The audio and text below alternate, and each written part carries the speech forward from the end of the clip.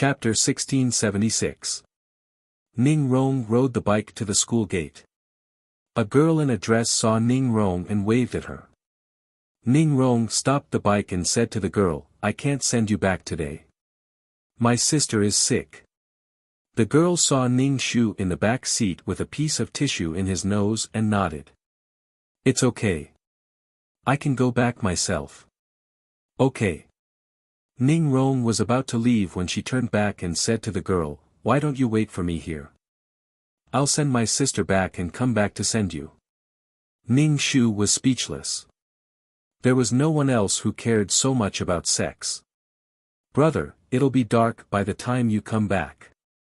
Ning Shu's nose was blocked and he spoke in a muffled voice. "Then don't wait for me." Ning Rong waved at the girl. "It's okay. I can wait for you," the girl said quickly. Ning Shu clicked his tongue. "I'm going to tell Mom that you're in love. Then get off now. I'll send you home. You don't know how to be grateful." Ning Rong pedaled and the bike went fast. Ning Shu narrowed her eyes and leaned against Ning Rong's back. She had a dream, but she couldn't remember anything now. She couldn't really understand the lessons in class. She was an 11-year-old child. Some memories slowly disappeared from her mind. Ning Rong sent Ning Shu to the door and turned the car around to send the little girl back. "What's wrong with you? Why is your nose bleeding?" Ning Shu's mother pulled the tissue out of Ning Shu's nose. "Be gentle." Ning Shu covered her nose. Luckily, it wasn't bleeding. "I'll take you to the hospital," Ning Shu's mother said to Ning Shu. "Where's Dad?" Ning Shu looked at the living room. She didn't hear her father's voice. Ning Shu's father worked at a company that made small games. He could make some money and could be considered a wealthy family. He said he took on a project and will be busy for a while. He might not come back for a while. He's just eating and sleeping in the company. Ning Shu nodded. His mind was in a mess. She should be able to make games, right? "I'm going to find Dad. I want to help Dad," Ning Shu said subconsciously. Ning Shu's mother couldn't help but say, "What can you do to help? You're just making things worse. With your standard, you can't even pass your math exams and still have to make games." "Oh." Ning Shu scratched his head. "I'll take you to the hospital now. Let me tell you, a nosebleed is not a small matter." Ning Shu's mother said to Ning Shu. Ning Shu put down her school bag and looked at her small hands over and over again. How could they be so small? Ning Shu propped up his chin and waited for his mother to change before carrying her bag downstairs. Ning Shu's mother wrote a note and stuck it on the fridge. She asked her two sons to make some food for themselves and to take their sister to the hospital for a checkup. Ning Shu's mother went to get the car. Ning Shu waited at the door for his mother to come out. Ning Shu looked up at the sky and raised his hand to see the sun through the gaps between his fingers. "Ning Shu, get in. Hurry." Ning Shu's mother looked panicked. Her face was twisted with fear. "What's wrong, Mom?" Ning Shu immediately got into the car. "Mom, you're so scared. Your brother got into a car accident. It's your big brother."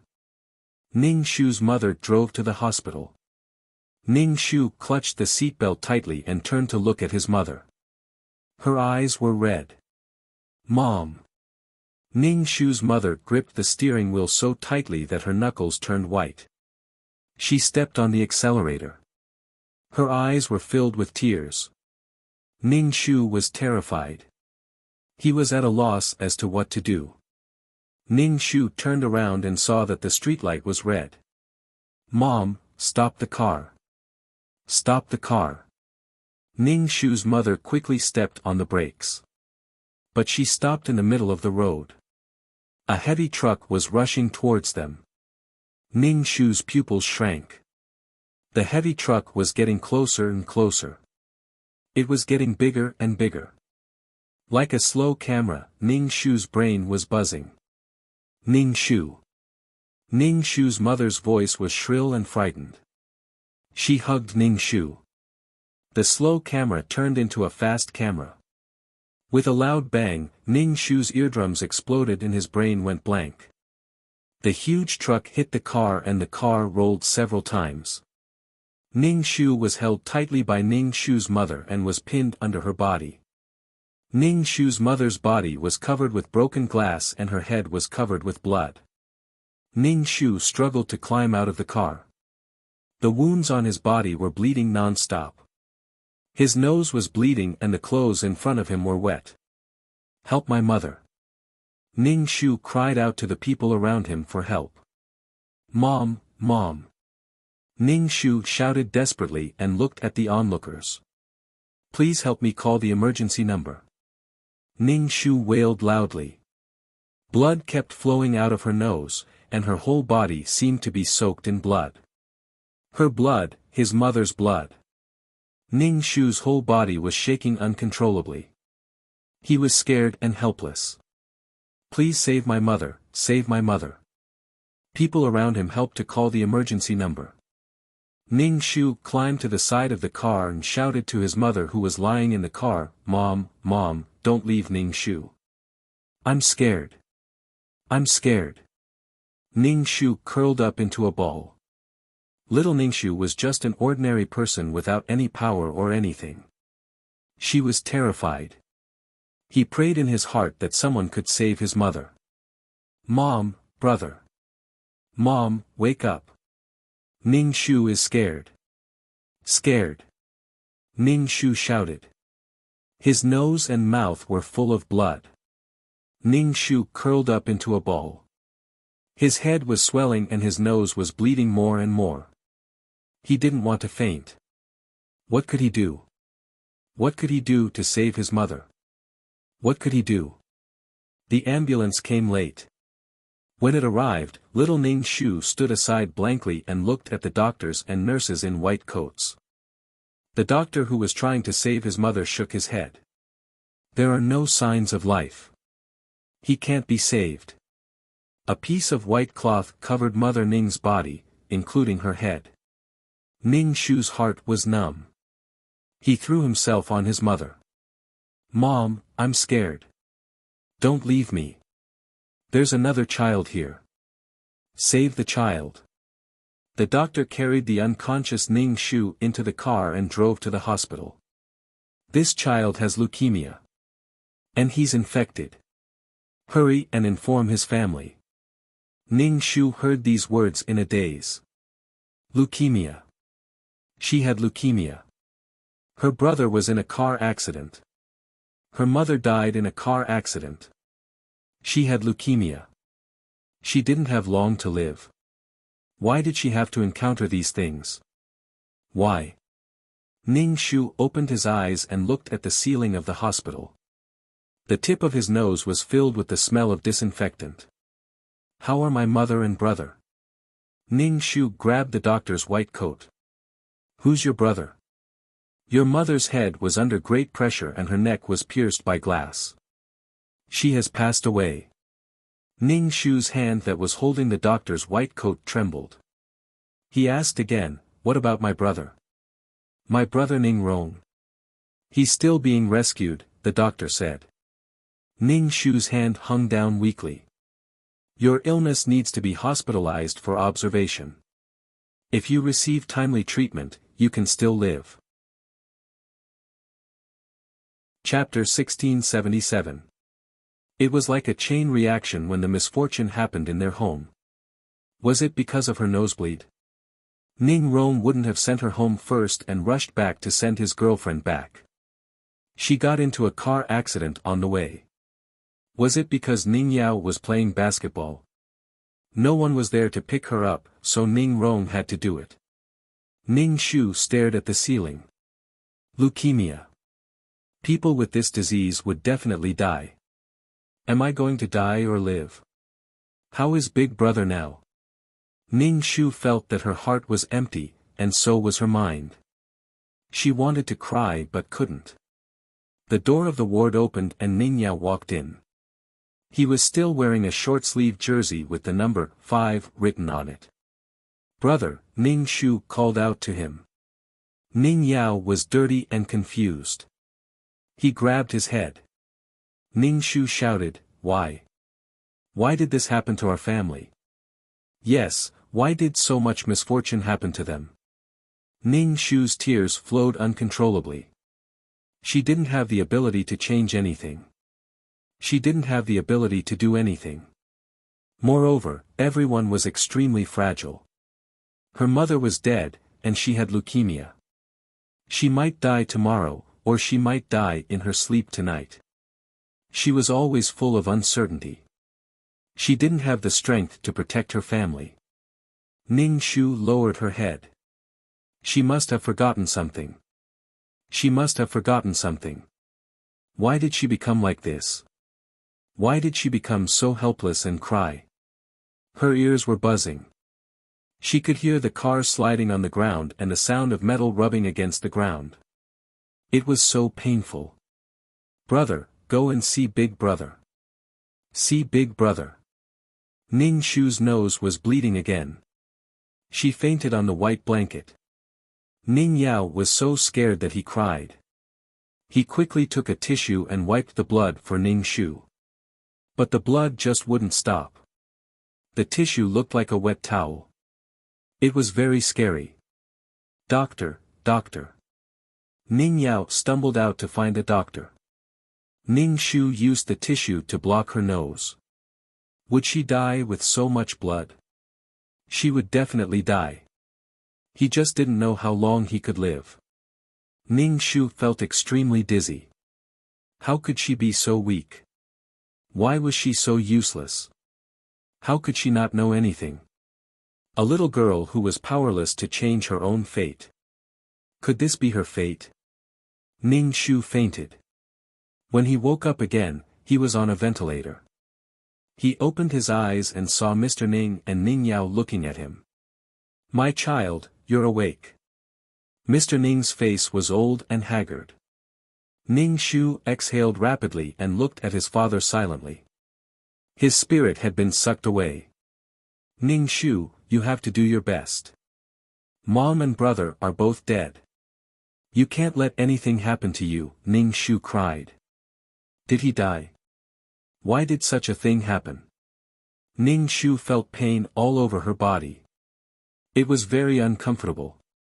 He couldn't help but feel cold all over, the cold seeping into his bones. He vomited with a retch. Ning Shu fainted. In a daze, he felt that the people around him were in a flurry.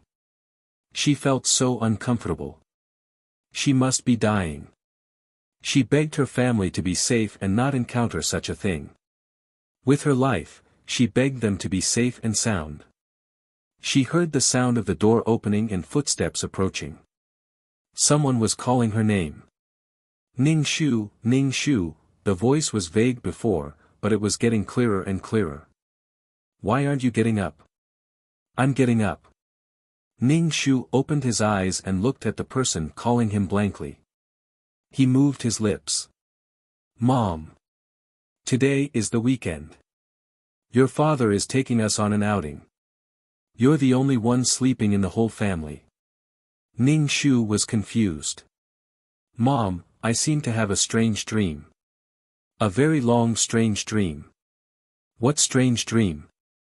Mrs. Ning asked Ning Shu as she took clothes from the wardrobe. "I dreamt that my brother fell in love early. Something happened on the way to pick up the girl." "Mom, something happened too." Ning Shu lowered his head. "What's all this? Put on your clothes." Mrs. Ning helped Ning Shu put on his clothes. When they went downstairs, Mr. Ning was reading the newspaper in the living room. Ning Rong was playing with her phone and Ning Yao was playing with a basketball. However, this skill was hard to practice. Ning Yao practiced for a long time, but the basketball couldn't spin more than 2 rounds on his fingers. "You're sleeping like a pig. Why are you still sleeping? You're already average looking. You can't put on more weight," second brother Ning said sarcastically to Ning Shu. Ning Shu sat on the chair and ate her breakfast. She glanced at Ning Yao. Do you think you're Kobe Bryant just because you play basketball? Ning Shu gave him a thumbs down. Ning Yao wanted to hit Ning Yao's face with a basketball. This girl was average looking and had an unpleasant personality. He wanted a pretty and cute sister. He and Ning Rong would never have a sitcom like that. They couldn't do it even if they wanted to. How am I ugly?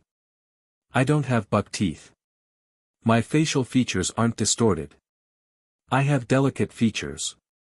How am I ugly? Ning Shu took a bite of his sandwich. You're average. You're not stunning, Ning Rong said. TSK. I'm the kind of person who looks good. The more you look at me, the more attractive you get. Your stunning looks are just vulgar. Ignorant men, Ning Shu said disdainfully. Hey, I remember I had a dream about you last night. What dream was it? Ning Shu stared at Ning Rong and couldn't remember. His mind was blank. His heart was empty too. Oh, Mom, Big Brother is in love. I saw a girl behind him, Ning Shu's mother shouted from the kitchen. Ning Shu.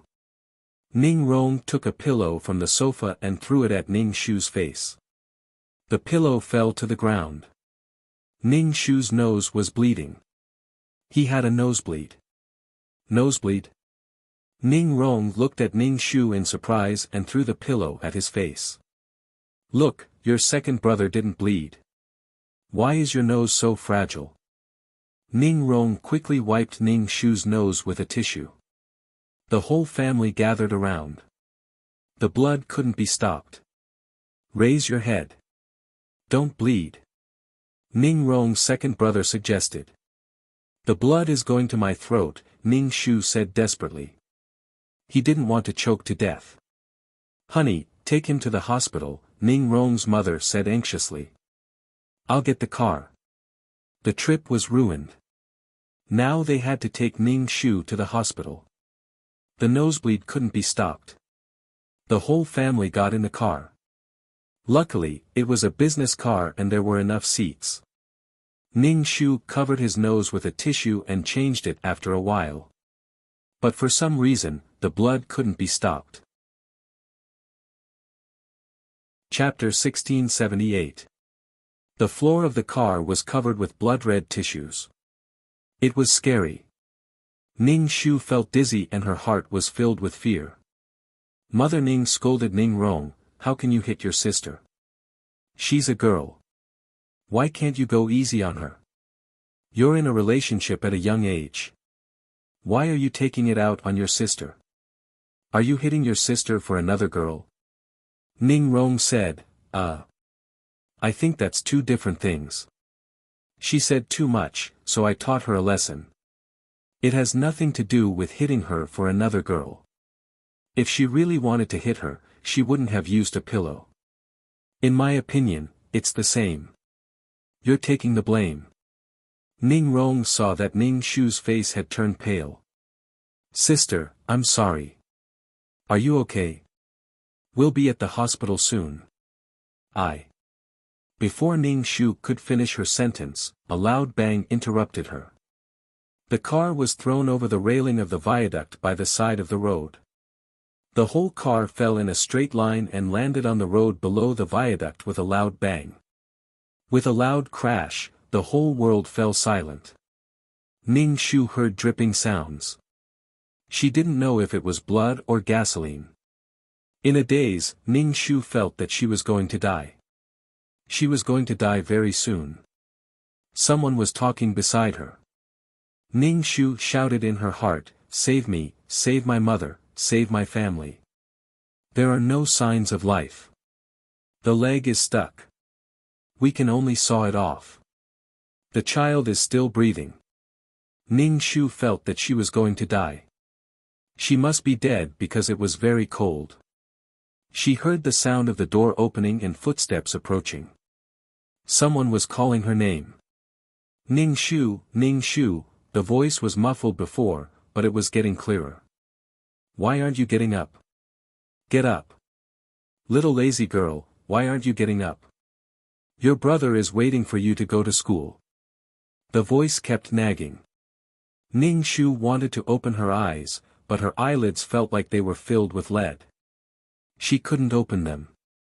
What's wrong? Are you sick? A pair of hands rested on her forehead. You have a fever. The child's father, the child is sick. Drive to the hospital. The footsteps were getting further and further away. Ning Shu struggled to open his eyelids, but he couldn't. Don't go to the hospital. She had a very, very long dream. In the dream, they died in a car accident on the way to the district hospital. A long, long dream. Ning Shu, wake up, wake up. 2333's voice rang in her head. Someone even patted her face. Hey, wake up. Ning Shu opened his eyes and saw Mei Ziqing's face. Mei Ziqing heaved a sigh of relief. You're finally awake. Ning Shu blankly touched his face. It was wet. Did she cry? You've been crying. I couldn't wake you up. You were sobbing. 2333 Ning Shu said. Are you okay? Useless thing.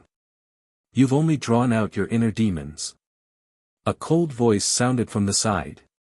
Ning Shu turned to look at the person who spoke. Why was this person here? Was it comfortable to stand at the side and watch others make a fool of themselves? But what was he doing here?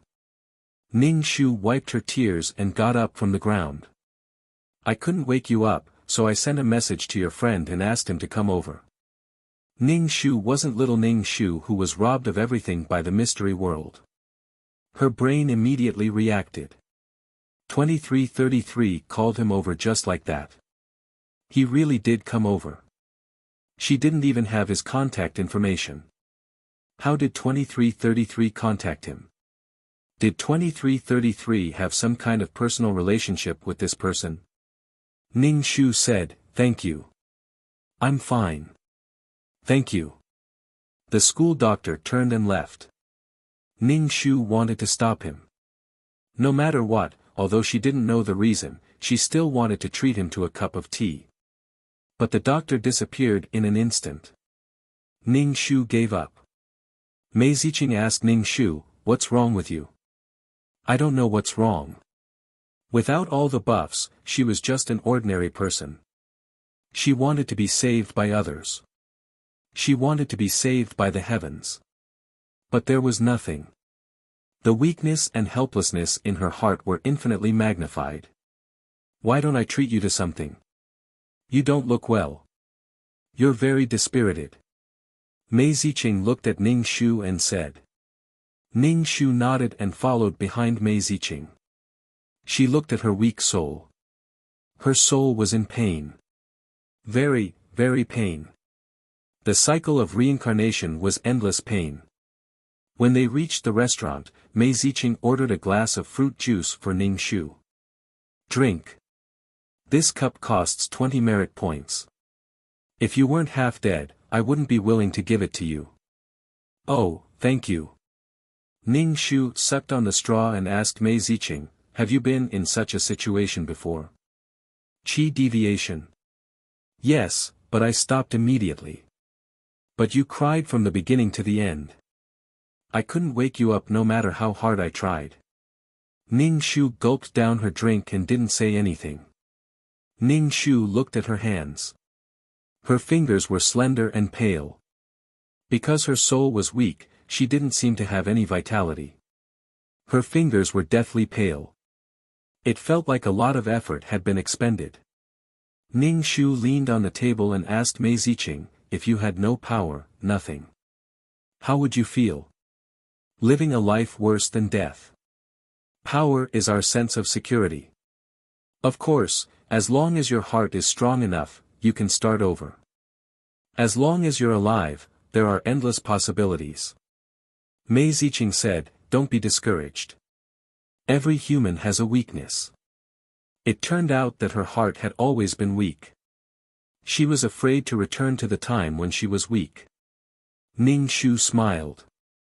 After experiencing some things, I became more determined on my path. If she was really strong, she wouldn't be so afraid and fearful when she encountered things for herself. It was like earning money for the future. When she needed money, she would beg her grandparents for it. She would give up her dignity and everything for money. It was the same for working hard to become strong. Every living thing was weak. Even if there was a path that was destined, it couldn't be changed by those who were strong enough. Water was good for all things but didn't compete. It dealt with the evils of others and was close to the Tao. Water nourished all things. It was good and benevolent. It didn't seek to save all things, but it couldn't act recklessly. In the mystery realm, as a weak ordinary person, the slightest change was enough to change her fate. Stripped of her power, she was a helpless child curled up in a ball. She was scared and lost. She relied on the ethereal power to change her fate. She was scared, bleeding, in pain, begging and shouting. What are you thinking about? You're not in a good state. Don't do missions for now. Mei Ziqing waved her hand in front of Ning Shu. Ning Shu came back to his senses and nodded. I'll take a break for now. Chapter 1679. Mei Ziqing propped up her chin and looked at Ning Shu. She asked, "What's your relationship with that person?" "Nothing at all," Ning Shu said directly. She should be the one asking about 2333's relationship with that person. Could it be that he had some romantic past? Ning Shu was scratching her heart. Mei Ziqing saw that Ning Shu didn't look like he was lying, so she stopped gossiping. "When your system notified me, I thought something was wrong with you. When I came over, you were hugging a pillar and crying," Mei Ziqing said gloatingly. Ning Shu, fuck, dark history, she cried loudly in front of everyone. Ning Shu couldn't remember the last time she cried like this. Crying like this made her feel better, and the tension in her heart eased a little. It wasn't that she couldn't cry. She could cry and laugh. The road to becoming strong was too long, but being happy was something she could do now. Even if her heart was a little girl curled up in a ball and crying. The little girl in her heart could grow up slowly. "What do you want to eat?" "It's my treat," Ning Shu said to Mei Ziqing. Mei Ziqing looked at Ning Shu. "Are you upset? Do you have merit or power of faith? Didn't you just spend 50,000 power of faith?" Ning Shu said generously, "I still have the money to treat you to something." Mei Ziqing laughed and waved her hand. "I want the menu." Mei Ziqing looked like she was ready to rip off Ning Shu. "Is this hush money?" Mei Ziqing asked. "You're afraid that I'll tell everyone about you hugging the pillar and crying, right? You're either hugging the bead to sleep or hugging the pillar to cry. What's wrong with the pillar?" Mei Ziqing flipped her hair. "Are you bribing me?" Ning Shu chuckled. "What's there to bribe? Anyway, no one will recognize me even if you tell everyone. Even if they do, I won't say that it's me." Ning Shu rolled his eyes. "I'm not afraid." "Shameless." Mei Ziqing spat at Ning Shu. Mei Ziqing picked up the menu and ordered some dishes. Ning Shu said, "When we go back, exchange for some tools that can calm your mind. You have to adjust your mentality properly. Otherwise, you'll end up like Yu Qing." Ning Shu nodded. "I got it. Thank you." "Alas." Mei Ziqing sighed. "I don't want anything to happen to you. Yu Qing exhausted half of my life. You can be considered my friend. I think you're poisonous. Anything that's related to you is easy to get into trouble." Ning Shu teased Mei Ziqing. Mei Ziqing looked at Ning Shu silently and said faintly, "Yes, you will be in big trouble." Ning Shu was speechless. When the dishes were served, Mei Ziqing pushed the soup in front of Ning Shu. "Drink this. It clears your heart." Does it hurt? Ning Shu drank the soup. It's a little painful, but it's still bearable. It's just that we're constantly reincarnating inside. Every time, it didn't end well. Helplessness and fear filled his entire mind. Suffering pressed down on his head again and again. He was just like an ant. A small change could ruin his life. A small piece of mud could crush an ant to death. After becoming a weakling again, Ning Shu realized that being weak wasn't a reason to be strong. A true expert wouldn't vent his anger on these powerless weaklings. When one reached a certain level of strength, they would stand at the top and look down on these people. They wouldn't be calculative or angry. When doing missions, they would try their best to minimize their influence, except for those that had something to do with the client. To an ordinary person, a small change was like the sky falling down. Ning Shu drank the soup and smacked his lips. It tastes like washing water. You've drunk washing water before? Mei Ziqing looked at Ning Shu. It doesn't taste good. Ning Shu curled his lips. Your soup is the most expensive dish on this table, Mei Ziqing said. Ning Shu didn't want to waste it. He drank a mouthful and smacked his lips. It doesn't taste like washing water anymore. Ning Shu asked Mei Ziqing, have you done any missions recently? No, I'm recuperating. I don't feel like going out for now. Missions are very dangerous. I'd better rest. Mei Ziqing ate her food and said casually. Ning Shu nodded. Have you been comprehending the laws? I've been comprehending the laws since there are so many cities in the nomological space. Ning Shu was speechless. Ning Shu felt that Mei Ziqing was letting herself go, so he decided to let himself go for a while. She felt that she had gained a lot this time. Something had taken root and sprouted in her heart. Although she didn't know what it was now, she had some enlightenment. Ning Shu finished the soup in one gulp and then chatted with Mei Ziqing about some gossip. Ning Shu looked at Mei Ziqing and felt that this woman was already his friend. While she was troubled, Mei Ziqing appeared. It was enough to have such a friend in life. It was enough to be able to help each other out in times of trouble. They didn't need to die for each other. They didn't need to be strong. True friends didn't need any guarantees. Which cities have you been to? Ning Shu asked, holding his chin. Many. I've given up on treatment. I'll play as long as I can. When I don't feel like playing anymore, I'll be in the mood to do missions, Mei Ziqing said with a smile. Ning Shu was speechless. She should play more, she should slow down. The mental demon incident this time had ignited the weak self in Ning Shu's heart. He was always forcing himself. Wasn't that the cowardice in his heart? He was afraid that he would be erased and suddenly disappear. Or maybe he would become the child lying in the hospital bed again. Or perhaps, this was all a dream. Everything was a dream. The struggle and powerlessness of the weak. Weaklings who had the opportunity to become strong and had nothing to do with him should not be sacrificed under his own power. Ning Shu vaguely understood the core of the law of water. No matter what form water existed in, it was life. It nourished all things, regardless of status. Kindness like water, kindness. This was the law of water. Ning Shu and Mei Ziqing finished the table of dishes. Since they were souls, they directly absorbed the energy in the food. There was no feeling of being full. Ning Shu paid the bill. The bill was close to 500 merit points. Ning Shu handed over the money without batting an eyelid. Mei Ziqing looked at Ning Shu. Let's go Dutch. It's okay. I'm going to let myself go.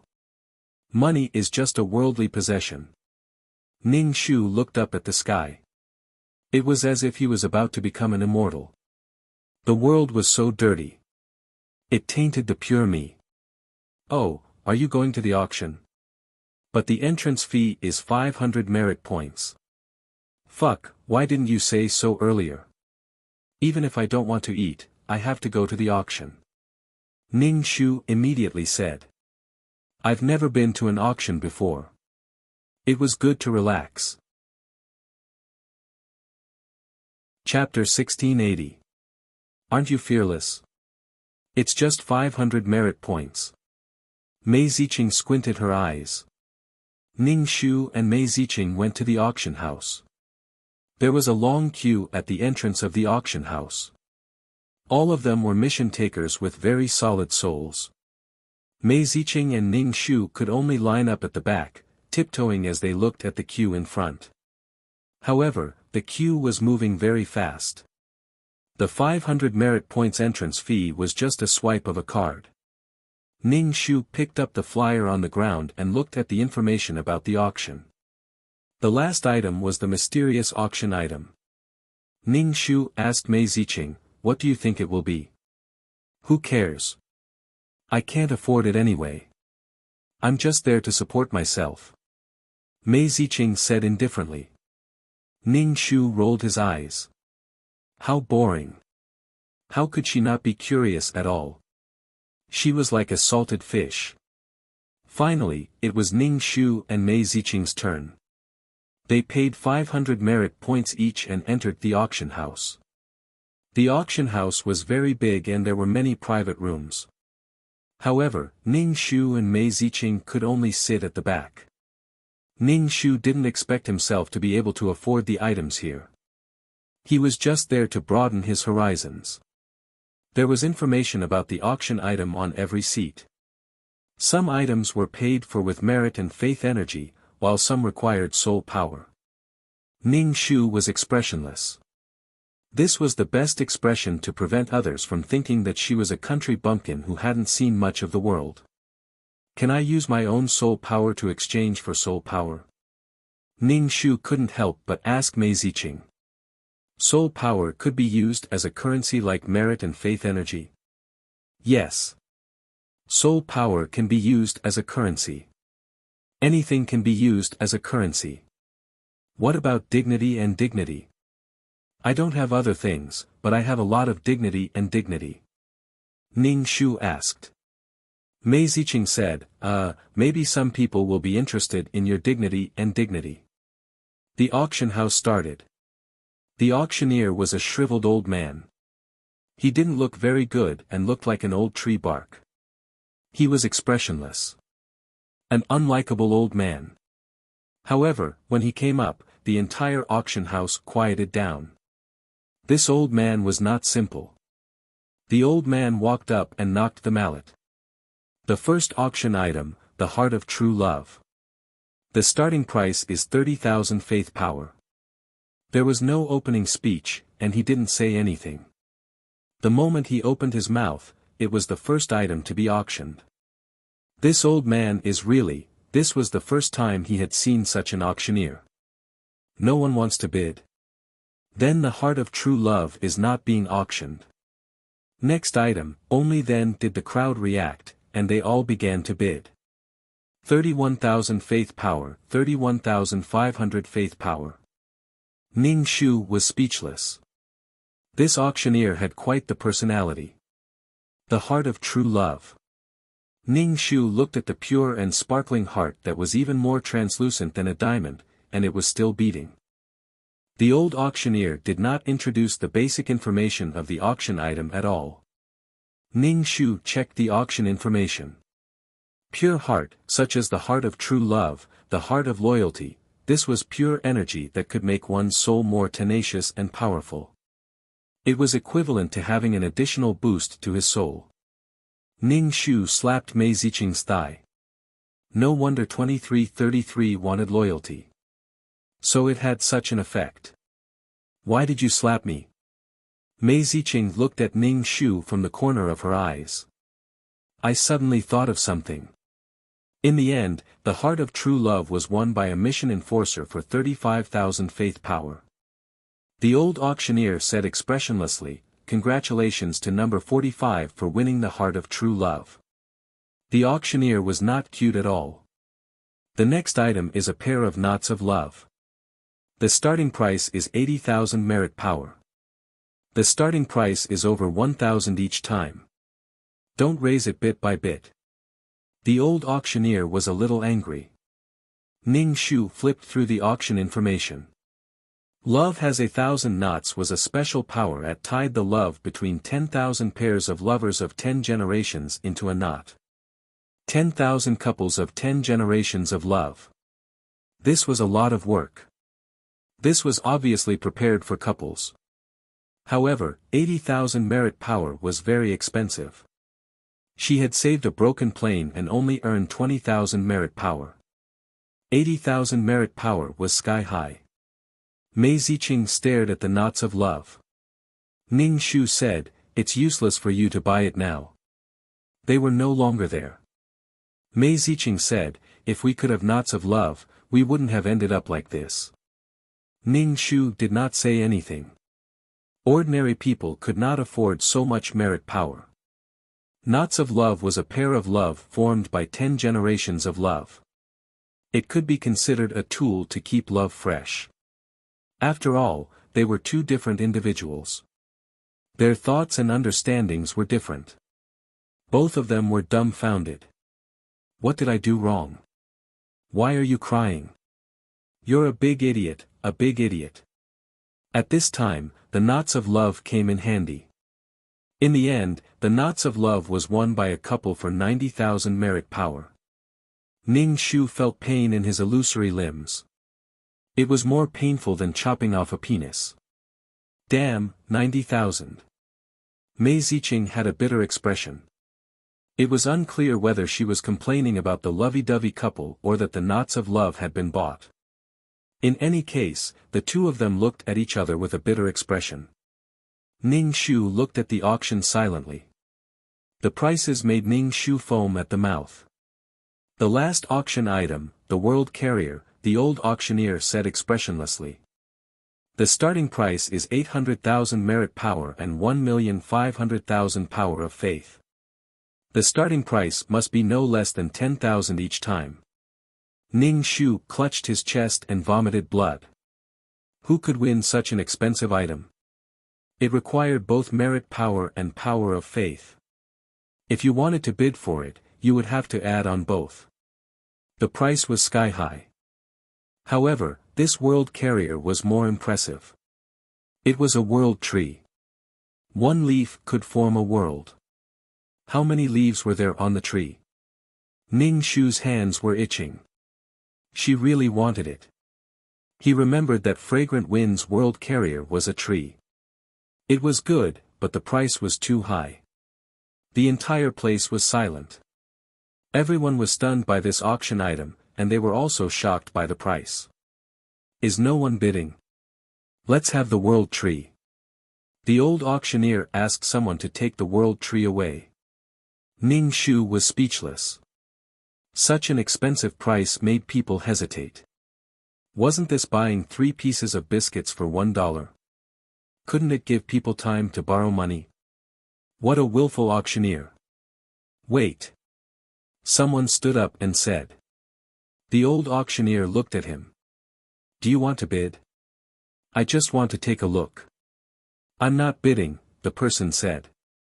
This price had almost wiped out all the mission enforcers present. Ning Shu looked at the private room. This should be the time for the nouveau riche to bid. The old auctioneer waited silently. In the end, no one spoke. A cold wind blew through the auction house. Silence reigned. The price was too shocking. Ning Shu had never seen so much merit power and faith in her life. Her confidence had suffered a devastating blow. Chapter 1681. The old auctioneer was furious. He slammed the mallet on the table. The auction is over. At this moment, the entire auction house felt a little livelier. Ning Shu pulled Mei Ziqing out of the auction house. Mei Ziqing sighed, a world carrier. I think this world carrier will be sold in private. Rich people will bid for it, Ning Shu said. Now, it's just for show. Look, we have so many treasures here. They're all high-end. They're not afraid of being robbed. Ning Shu said, I'm going back to the system space. You should go to another city. With a world carrier, this city isn't safe. It's hard to guarantee that no one will take the risk. I'm leaving. Rest well. Don't rush into missions.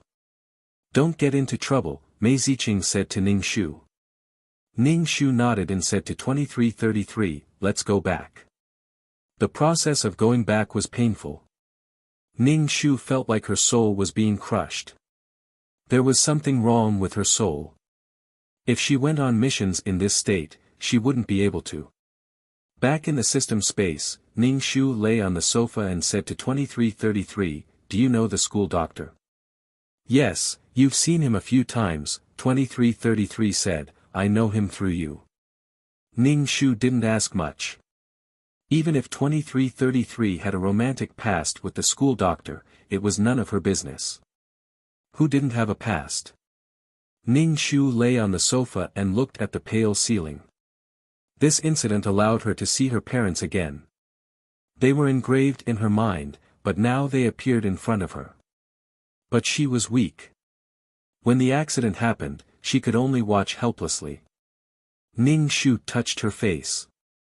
Her face was wet. Can a soul cry? Ning Shu curled into a ball and closed her eyes. 2333 Ning Shu asked, are you okay? Don't cry all the time.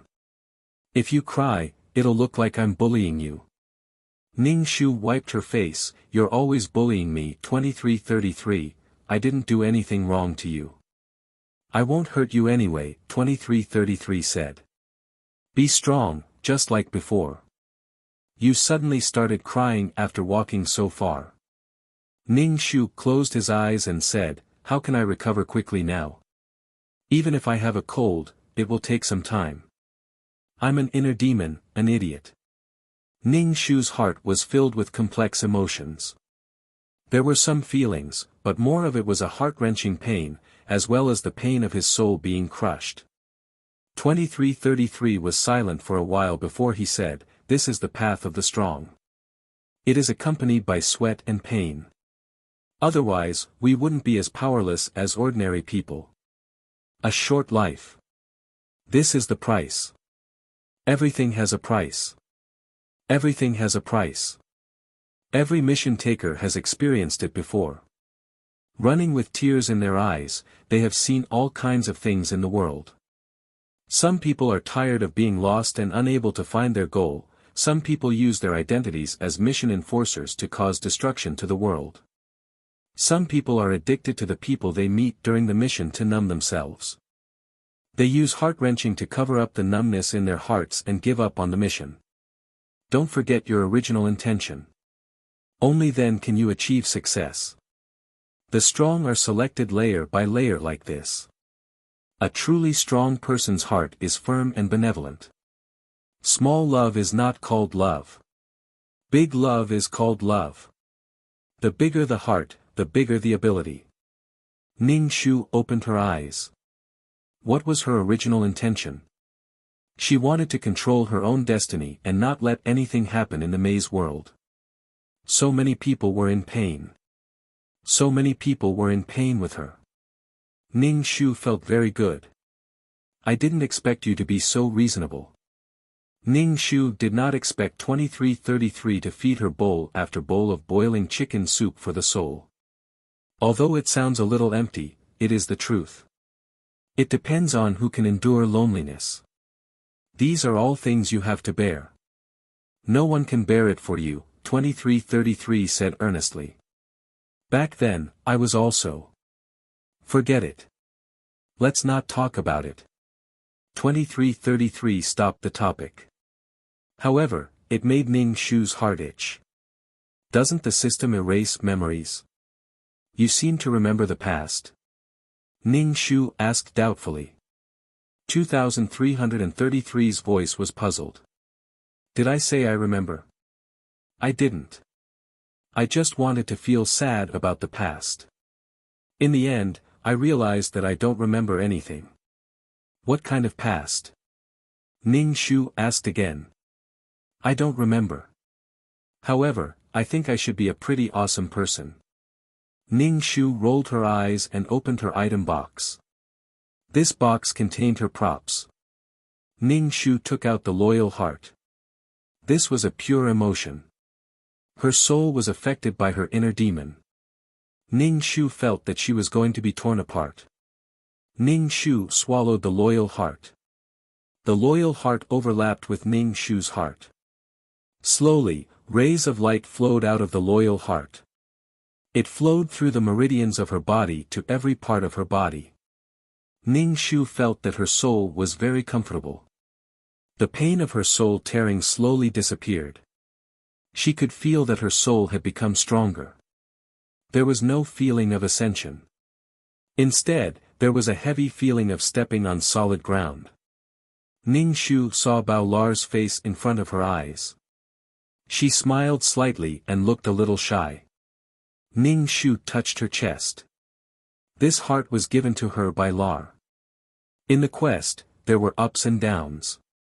She met bad people and good people. She wished Lar happiness. Ning Shu stretched her body. Her soul was comfortable. The decadent feeling disappeared a little. Although she suffered, there were gains and losses.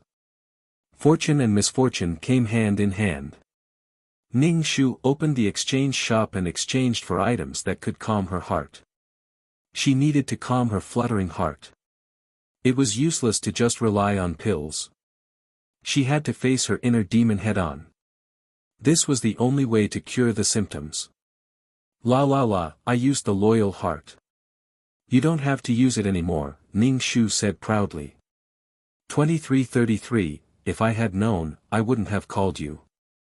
I'd have let you cry to death. Ning Shu said, thank you. Don't thank me. I'm just protecting my life. Now that you and I are one, I can't leave you alone, 2333 said bluntly. Ning Shu sniffed. I'm a little touched by your words. Oh, do you want to do a quest? 2333 Ning Shu asked. Ning Shu, she didn't want to do a quest for now. She was going to walk around. Ning Shu also planned to walk around the various law cities. Ning Shu wanted to feel the law, but she didn't dare to. She still had lingering fears from what she had experienced. Go ahead. Without destruction, there can be no construction. Maybe you can experience a beautiful love, 2333 Ning Shu said. Chapter 1682. Comprehending Love. Ning Shu was speechless. Even if it was love, it would probably be a tragedy, heart-wrenching. It could torture someone to death. Ning Shu thought about it and decided to go to Water City. There was no reason to give up like this. She had already endured the pain, and Ning Shu would be very angry if she didn't gain anything. Anyway, missions were not done in a short period of time, and mission enforcers had plenty of time. Standing in Water City, Ning Shu thought of the world tree in the auction house. With the world carrier and the 5 world origins, another powerhouse would be born. The question was, who would have so much merit? Ning Shu found a place, not the previous one. At that time, when she hugged the pillar and cried, there were many people around. It was better to change to another place. Ning Shu found a place to sit down, crossed her legs, closed her eyes, and nervously swallowed a mouthful of saliva. She didn't know if she would experience what happened before again. If it happened again, Ning Shu didn't know if she could withstand it. Again and again. Ning Shu's fingers trembled unconsciously. Ning Shu took a deep breath and began to relax. Ning Shu fell into a daze. Everything around her disappeared. She sat in a vast fog, unable to hear any sound or see anything. Was it coming again? Ning Shu wanted to stop, but she couldn't. The surrounding water vapor rushed into Ning Shu's body. She could hear the gurgling sound of the flowing stream and the water droplets dripping onto her body. Dripping onto Ning Shu's body, it hurt a little. Ning Shu suspected that the water droplets would penetrate her soul after a long time. The water was soft, but it was soft and bony. The Nine Bends Yellow River, no matter how many obstacles and temptations there were, even if the mountains were stacked, hundreds of twists and turns, the will of the east-flowing sea never wavered, and the vigorous and heroic footsteps never stopped for a moment. When the waves hit the reef, even if they were smashed to pieces, they would not shrink back. Wave after wave after wave, they fought bravely until the reef was riddled with holes. Water changes according to the vessel. When it meets a circle, it becomes a circle. When it meets a square, it becomes a square. When it meets a straight line, it becomes a straight line. When it bends, it becomes a coiling dragon. Hence the saying, water is impermanent. Water moves because of movement, it comes to life because of movement, and it moves forward because of life. Therefore, it has infinite vitality. If one cultivates to be as transparent as water and as calm as water, there is nothing better. Ning Shu was tearing up. I wish my heart to be like water, unrestrained, uninflexible, and unbiased, nourishing all living things. When Ning Shu woke up, she wiped her face and cried again. It must be the arrival of spring that made her so sentimental. That's not right, spring is when all living things recover, and it is also the season for animals to mate. Why would she be so sentimental? Ning Shu rubbed her eyes and saw that the people around her were looking at her with surprise. Ning Shu was a little surprised. Why are they looking at me? Have they never seen someone cry before? Ning Shu stood up. Her current state was really not suitable to continue comprehending the laws. And, her heart has been very weak recently. Ning Shu prepared to go to the market to take a look and see if there was any news of the world's origin. If there was, she would have to get the world's origin even if she had to sell everything. Ning Shu turned around and looked at the person following her. Why are you following me? It was a bearded man who looked very rough.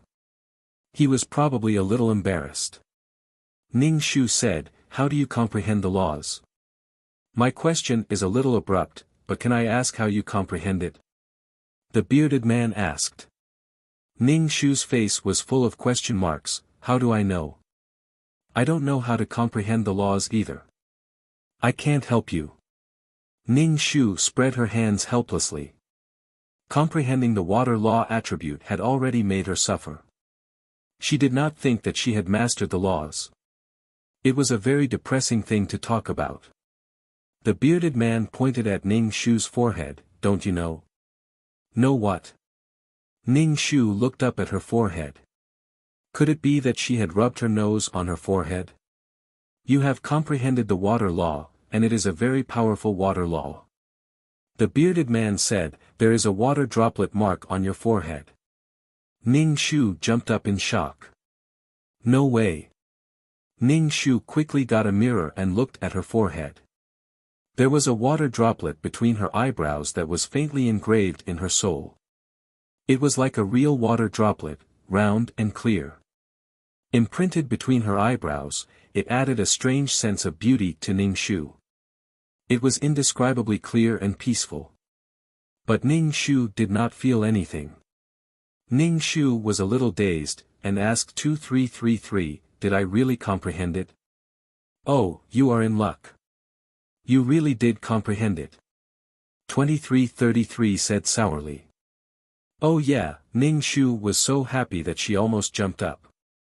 She had comprehended a law. There was a light at the end of the tunnel. She had actually comprehended a law. How did you comprehend it? The bearded mission enforcer Ning Shu asked. Ning Shu was also very confused. I am not too sure. Ning Shu did not know if it was because of her inner demons or some other reason. The bearded man sighed, it is fate. There is no point in being envious. The bearded man went back to comprehending the law. Ning Shu held the mirror and kept looking at her forehead from all angles, as if she was taking a selfie. Ning Shu held her face and laughed. When Ning Shu held the mirror and looked at herself, she saw a reflection in the mirror. Ning Shu turned her head and looked in the air. She saw the school doctor in a black trench coat floating in the air, looking down at her. Ning Shu raised her head and looked at him openly. She wanted to float, but she did not have the ability to do so. Ning Shu just thought in her mind, and a thin layer of mist appeared under her feet, slowly lifting her into the air and standing opposite the school doctor. Ning Shu was very surprised, but her face was very calm. "Are you here for me?" Ning Shu asked. Ning Shu was more inclined to think that the school doctor was here for 2333. Ning Shu was almost sure that 2333 and the school doctor knew each other. The school doctor stared at the water droplets on Ning Shu's forehead and raised his eyebrows. "I did not expect you to comprehend the power of law." Ning Shu said with a smile, "I am also a person with strength. It is not strange for me to comprehend the law." Who was 2333 in the past? The school doctor sneered, "Who is the one hugging the pillar and crying?" Ning Shu asked, "Why are you looking for me?" "Someone asked me to check if your soul has been swallowed by your inner demons," the school doctor said. Ning Shu's eyes turned. Someone asked her to do so. Who? Ning Shu knew that she was a person with no background. Who would pay attention to her? Chapter 1683. Ning Shu smiled. "Thank you, but my soul hasn't been swallowed by my inner demons. I'm still comprehending the laws. Tell someone that I'm fine." Ning Shu's someone was implying something. The school doctor nodded and looked at the water droplet on Ning Shu's forehead. "Since you've become a law incarnation, you have to be careful when using the laws. If you cause any trouble, even if you're a law incarnation, you'll be killed." Law incarnation? Ning Shu touched the water droplet on his forehead. It seemed like he had to learn more about this. The school doctor touched the gun on his waist. Law incarnations are important targets. "I hope you know what you're doing." Ning Shu made an "oh" sound. Fuck, this feeling was really fucking awesome. Suddenly, there was a day when people were afraid of him.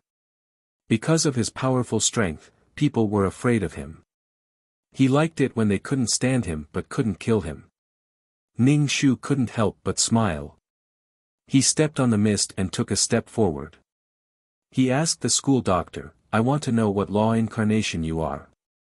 The school doctor sneered. "Why?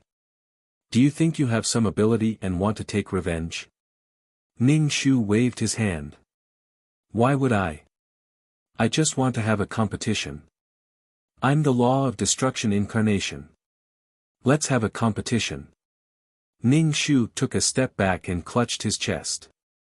"My inner demons are acting up. I'll leave first." Ning Shu ran away like a wisp of smoke. It was never too late for a gentleman to take revenge. Once she constructed her world, the law of water might be able to defeat the school doctor. Ning Shu clasped her hands behind her back and skipped along the streets. This was something worth celebrating. They should go and have a big meal. However, he had already wasted a lot of merit points. He went to the auction house to watch the show. He didn't get anything with 500 merit points and went to watch people buy things. The ups and downs of life were just like that. Ning Shu cried like a dog and now he was crying like a dog. Ning Shu went to the shop to buy some books about law knowledge. Then, he went to the restaurant and ordered a stack of exquisite snacks while flipping through the books. There were also different ways to comprehend the laws. Some people were able to comprehend a little bit of it. They could summon rain and make water aggressive. However, those who had comprehended the ultimate laws were called law incarnations. Take Ning Shu as an example. She could use him wherever she wanted. Furthermore, when the two of them fought with laws, there was still the suppression of laws. There were many laws in the world, but there weren't many that could become bodies of laws. However, after becoming the embodiment of a law, it would not be easy to comprehend some of the other laws. For example, The law of water and the law of fire were somewhat of a counter to each other and would instead destroy the purity of the law incarnation. Ning Shu felt that the water element law was very good. It could be both hard and soft. It could nourish and destroy all things. Wherever the flood passed, floating corpses were everywhere. Moreover, the water was ever-changing. Dewdrops formed at night, mist drifted in the morning, auspicious steamed in the clear, rainbows draped in the shade, rain in the summer, snow in the winter, and life came from the melting, condensing into ice. It was a very powerful law. Ning Shu was eating pastries when someone came over to ask her if she wanted to buy the law insights. They asked Ning Shu how she comprehended it and if she had any insights to sell. To be honest, Ning Shu was still cute even now. Anyway, she didn't know how she comprehended it. Ning Shu declined. However, no one forced her to say anything. Ning Shu wanted to test her own law powers. How strong was the law incarnation? Ning Shu wanted to go outside Water City to see if all the water was for him to use. Ning Shu went to the city gate. There were many people sitting at the city gate to comprehend the laws. Outside the city and inside the city were two different worlds. Ning Shu saw that some of the mission enforcers' expressions were a little painful. It should be the power of the law powers. Ning Shu didn't feel anything. Instead, she felt very close to it. It felt as if he was walking on soft clouds. Ning Shu walked out of Water City. There was whistling water outside, but when Ning Shu came out, all the turbulent laws quieted down. Many people looked at Ning Shu in horror. Ning Shu was also shocked. Ning Shu stretched out his hand. A drop of water appeared on Ning Shu's finger. It was crystal clear and beautiful. Ning Shu smiled faintly and said to 2333, "Let's go back to the system space." Ning Shu returned to the system space and laughed wildly with his hands on his hips. 2333, cocky. How can someone like you become a law incarnation? 2333 said indignantly. Ning Shu was even more cocky. Why can't I become a law incarnation? You're so jealous. Other than having pure law powers, what are the benefits of being a law incarnation? 2333 said with a smile. Actually, there are no benefits. Instead, because of the law powers, you will be monitored by the higher-ups. If you use the law powers to do whatever you want in the plane, Ning Shu, but generally, they won't kill mission enforcers who have law incarnations. Generally speaking, it's not easy to give birth to a law incarnation. This is the recognition of the law. They won't easily kill law incarnations. 2333 explained. Ning Shu patted his chest. In a way, this law incarnation identity seemed to be a golden ticket to avoid death. Ning Shu put her hands on her hips and laughed lewdly. Every law incarnation only had one law incarnation. If a new law incarnation was born, the previous law incarnation would disappear and die. The water droplet between Ning Shu's eyebrows was a sign of the law's recognition. Ning Shu, I put my hands on my hips. I'm so proud of myself. Other than the peerless martial arts, she had also obtained a powerful skill. Although the process was painful, the result was gratifying. The pain she experienced became powerful nourishment in the end. Ning Shu tiptoed around and moved to the front of the bookshelf. His slender fingers pointed at the books and randomly picked a book. However, Ning Shu glanced at the title of the book and placed it back on the shelf. She didn't want to read this kind of book now. She should learn more about this organization. Ning Shu sat on the sofa and opened the system store to look for some books and knowledge about the organization. She spent some points to buy the book and slowly read it. Ning Shu was just about to read when the chat system dinged. Ning Shu opened the chat system and saw that it was an invitation to chat. The chat group was called Law Incarnations. There was even a chat group. She suddenly felt that these mission enforcers were very down to earth. Ning Shu clicked accept and entered the group. When she entered the chat interface, the group was quiet and no one spoke. She felt that this chat group had a sense of desolation. As a newbie in the chat group, Ning Shu was trembling a little. Why was the chat group so cold? Should I send a red packet? Ning Shu asked 2333. It should be fine. 2333 said. Ning Shu clicked on the chat interface and sent a red packet of 500 faith power.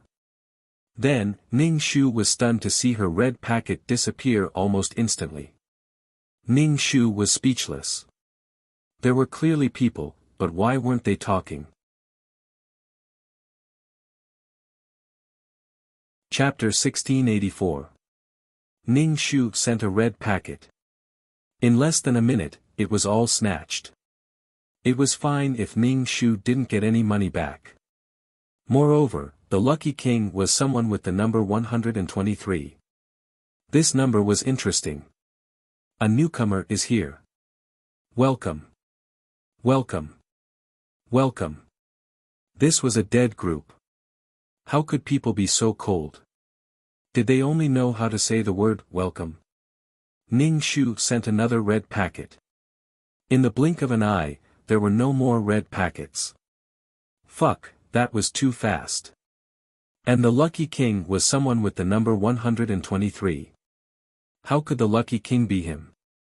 He must have cheated. What law incarnation is this newcomer? Someone asked Ning Shu. They probably saw that Ning Shu sent 2 red packets and didn't want to be cold to Ning Shu. Ning Shu, the law of water 8963, Awan, the law incarnation of the law of water has appeared. Water and fire are incompatible. Your nemesis is here. Awan. Ning Shu had heard this name before. It seemed that Fragrant Wind Man had mentioned it before. Wan was the law incarnation of the law of fire. Very soon, Wan responded. She greeted Ning Shu very politely. 8963, hello, I'm Wan. Ning Shu rubbed his hands nervously and replied, I'm Ning Shu, 8963, don't listen to their nonsense. They're just bored and want to see others fight. What a gentle feeling. Ning Shu replied, okay, 8963, have fun in the group. Wan went offline after saying that. Boring. I thought there would be some conflict. Didn't they say that water and fire are incompatible? Ning Shu looked at these people helplessly and closed the chat interface. She didn't have to integrate into this group. Being able to enter this group meant that she was qualified to enter a group and her strength had been recognized. She and Wan had never met before. How could she listen to these people and have a groundless hostility towards her? It wasn't easy for everyone to grow at this step. It was best not to make enemies if possible. Putting herself in his shoes, Ning Shu didn't want to offend someone for no reason. They were all mission enforcers, so it was very likely that they would run into each other during missions. They might even help each other out. She heard from Fragrant Wind Man that Wan was the strongest among the female missions. There was always something worth learning. Without a firm belief, there was no way to become a powerhouse. However, she had sent red packets to this person with number 123 twice. This guy was the king of luck. Shouldn't he say thank you? Ning Shu stretched and flipped open the book to look at the structure of the organization. The purpose of this organization was to counterattack for those with deep resentment and who threatened the normal operation of the plane. Of course, all counterattacks came with a price. Generally speaking, it was soul energy, but there were also soul origin stones that were traded. This kind of mission was very extreme. Even if he lost his soul power, he still had his soul origin. He still had a chance to start over. However, if one didn't have a soul source, or if one's soul source was missing, it would be a great loss to a person. There might not even be an afterlife. In short, This was a huge organization made up of mission enforcers, systems, and managers. The systems were also divided into the main system, which was in charge of all the subsystems. There were thousands of these subsystems, and all the souls whose memories were erased became these subsystems. No one knew what the main system looked like. Even mission enforcers had their own ranks. Other than mission enforcers, there was also a powerful soul army. These armies existed to deal with major incidents in the plane. When a plane war happened, these people would be dispatched. What was a plane war? It was when humans had absolute power, or when technology had developed to the extreme. They were about to break through the plane and invade other planes. They might even discover the existence of the organization and want to replace it. Don't underestimate the ambition of humans. Ning Shu let out a long breath. He didn't know who established this organization. At least this organization was established to protect these billions of planes. All the mission enforcers were doing this for the sake of the billions of planes and the countless living beings within them. In exchange, mission enforcers were immortal and had a chance to become powerful. Of course, if mission enforcers were strong, it would also be good for completing the mission. Ning Shu closed the book, his heart clear. No matter what, this organization didn't exist as Yu Qin said. They just had to enslave others. Even if there were some disagreements within the organization, it was normal. Ning Shu put the book down and asked 2333, the doctor said someone asked him to see if my soul was swallowed by the inner demon, that person was you, right? 2333 asked, who? You. Ning Shu said. 2333 said, not me, I'm just a small system, how could I trouble him? Ning Shu rubbed his chin. She didn't know anyone special. She was just a normal mission enforcer, there were a bunch of them. Ning Shu suspected 2333, but 2333 denied it. She only met the doctor a few times, it wasn't enough for him to have time to pay attention to her. Forget it, forget it. Ning Shu touched between her eyebrows, there was a drop of water. It was a beautiful embellishment, it made Ning Shu's temperament different.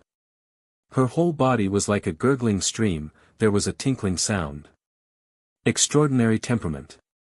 Ning Shu chuckled, she hoped this wasn't a dream, it wasn't a dream, it wasn't a dream. She felt that all her hard work in the past was in a state of eruption, allowing her to become the embodiment of the law. I'm laughing, I'm laughing. Ning Shu sang out of tune, 2333 was in despair. I know you're a villain, but can't you care about other people's feelings? 2333 was surprised that Ning Shu could become the embodiment of the law, especially when he saw Ning Shu's madness, his heart was a little sour. Fortune favors fools. 2333 sighed in his heart, thinking back to the past, what had happened back then. Ning Shu said, I worked so hard to reap the rewards, can't you let me be happy? Do you want me to be sad and lament to the heavens, sigh, how did I become the embodiment of the law? The heavens are too cruel to me, I don't want it, no, no. 2333 almost vomited, there should be a limit to how cocky she could be. Ning Shu lay on the sofa, opened the chat system, and said to Mei Ziqing, Ning Shu, Mei Ziqing, Ning Shu, Mei Ziqing, Ning Shu, Mei Ziqing. Chapter 1685. Ning Shu felt that Mei Ziqing had let herself go to the ends of the earth.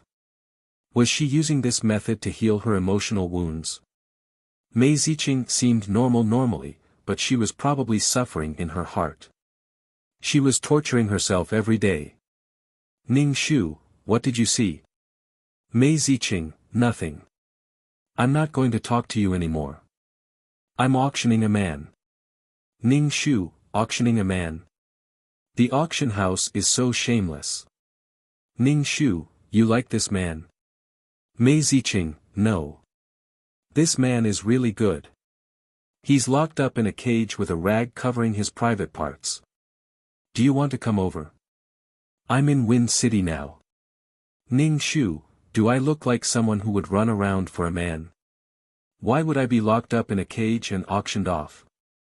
For an organization like the Mission Enforcers, they could kill people, but they wouldn't do something like putting people in cages and auctioning them off.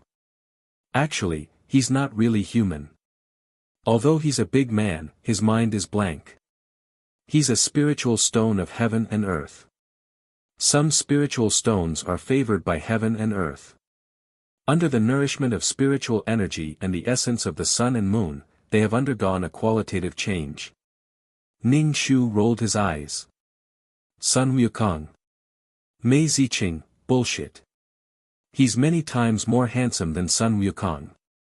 He doesn't have so much hair. Mei Ziqing, are you dumb? You don't know anything in a cage. Ning Shu, you're heartbroken. If you're heartbroken, you can buy it. Mei Ziqing, no merit, no power of faith. Ning Shu, if you want to buy it, I can lend it to you. What kind of spiritual stone is this? Mei Ziqing, I want 30,000 merit points. Do you have it? Ning Shu, let me see. How much merit points does this man have? Mei Ziqing, it's already at 60,000 merit points. Ning Shu. I don't have that much. Can I lend you 15,000? Mei Ziqing thought for a while. Okay, I'll try. If I can get it, I'll return it to you as soon as possible. If I don't succeed, I'll return the merit points to you. Ning Shu transferred 15,000 merit points to Mei Ziqing. Now that her power of faith and merit had almost been emptied, she was really back to square one. Mei Ziqing, thank you.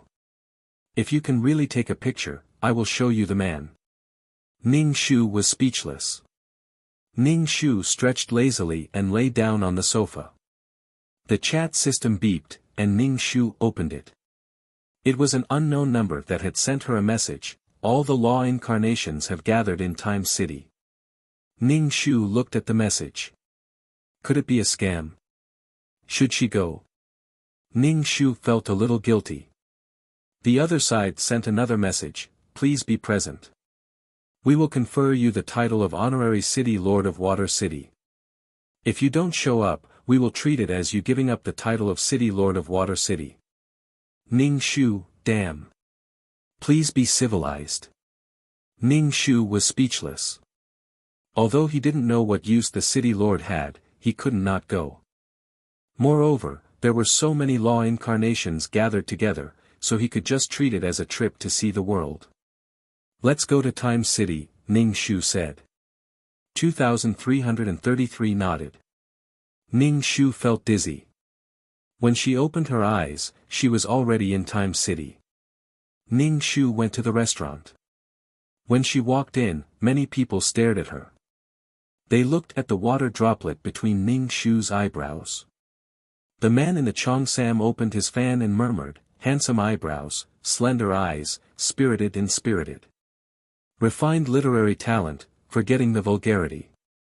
It seems like an old acquaintance. Ning Shu was speechless. It was this 10,000-year-old virgin again.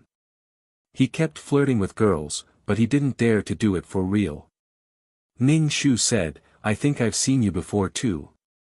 No wonder you look familiar. The man in the cheongsam hit his palm with his fan and suddenly realized. You're here for the Law Incarnations gathering, right? The man in the cheongsam said politely to Ning Shu. Ning Shu walked into the restaurant and saw many people staring at her. Ning Shu noticed a woman. She was dressed in white, but there was a fiery red mark between her eyebrows. It seemed to be the mark of a flame. It was bright red and engraved in the middle of her eyebrows. The flames were like fire and were incomparably beautiful. Fire. This should be Ah Wan.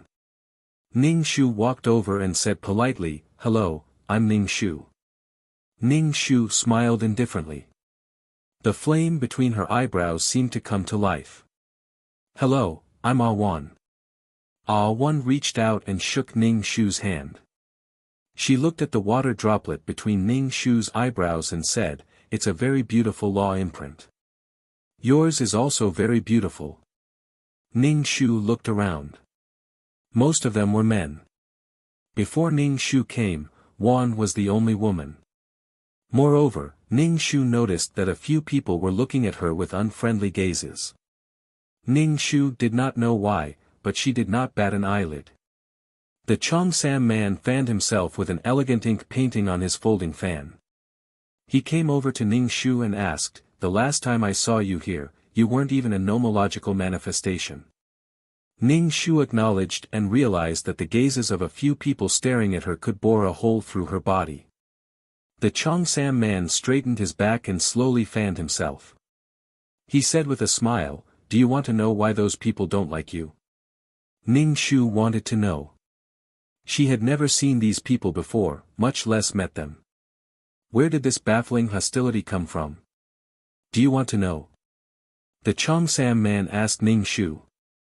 Ning Shu nodded. Yes. Wan turned back to look at the Cheongsam man and then at Ning Shu. She turned her head and did not say a word. "If you want to be my girlfriend, I'll tell you." The Cheongsam man was wearing an exquisite Ming Nation men's qipao. He fanned himself like a rich young master from the Republic of China. He had the temperament of a well-read scholar and seemed to have accepted foreign open-mindedness. Ning Shu was speechless. Ning Shu always felt that this girl was always in a hurry to be his girlfriend. "Do you like me?" Ning Shu asked. "I like you." Ning Shu, get lost. Ning Shu sat across from Wan and asked, "Is there something I don't know?" The nomological manifestation is the city lord who manages the city. The role of the city lord is to ensure the safety of his city. In return, all transactions and shops in the city have to pay taxes. This is a huge income. Before the water nomological manifestation was born, the earth nomological manifestation, wind nomological manifestation, and ice nomological manifestation were in charge. Now that you're going to become the honorary city lord of the city of water, you don't have any income. It's normal for people to have opinions about you. Especially the time, space, metal, wood, water, fire, and earth element cities. There are more people in the city than in the other smaller cities. Wan said lightly. Ning Shu was speechless. It turned out that he had touched the cake on their plate. In short, the city of water was a big fat piece of meat. But Ning Shu would not back down because of this. Chapter 1686. In any case, he was a law incarnation, so he had to get the benefits that he deserved. Besides, these people were only temporarily in charge. Why did she cultivate so hard to become strong? After Wan's explanation, Ning Shu also understood the root of the matter.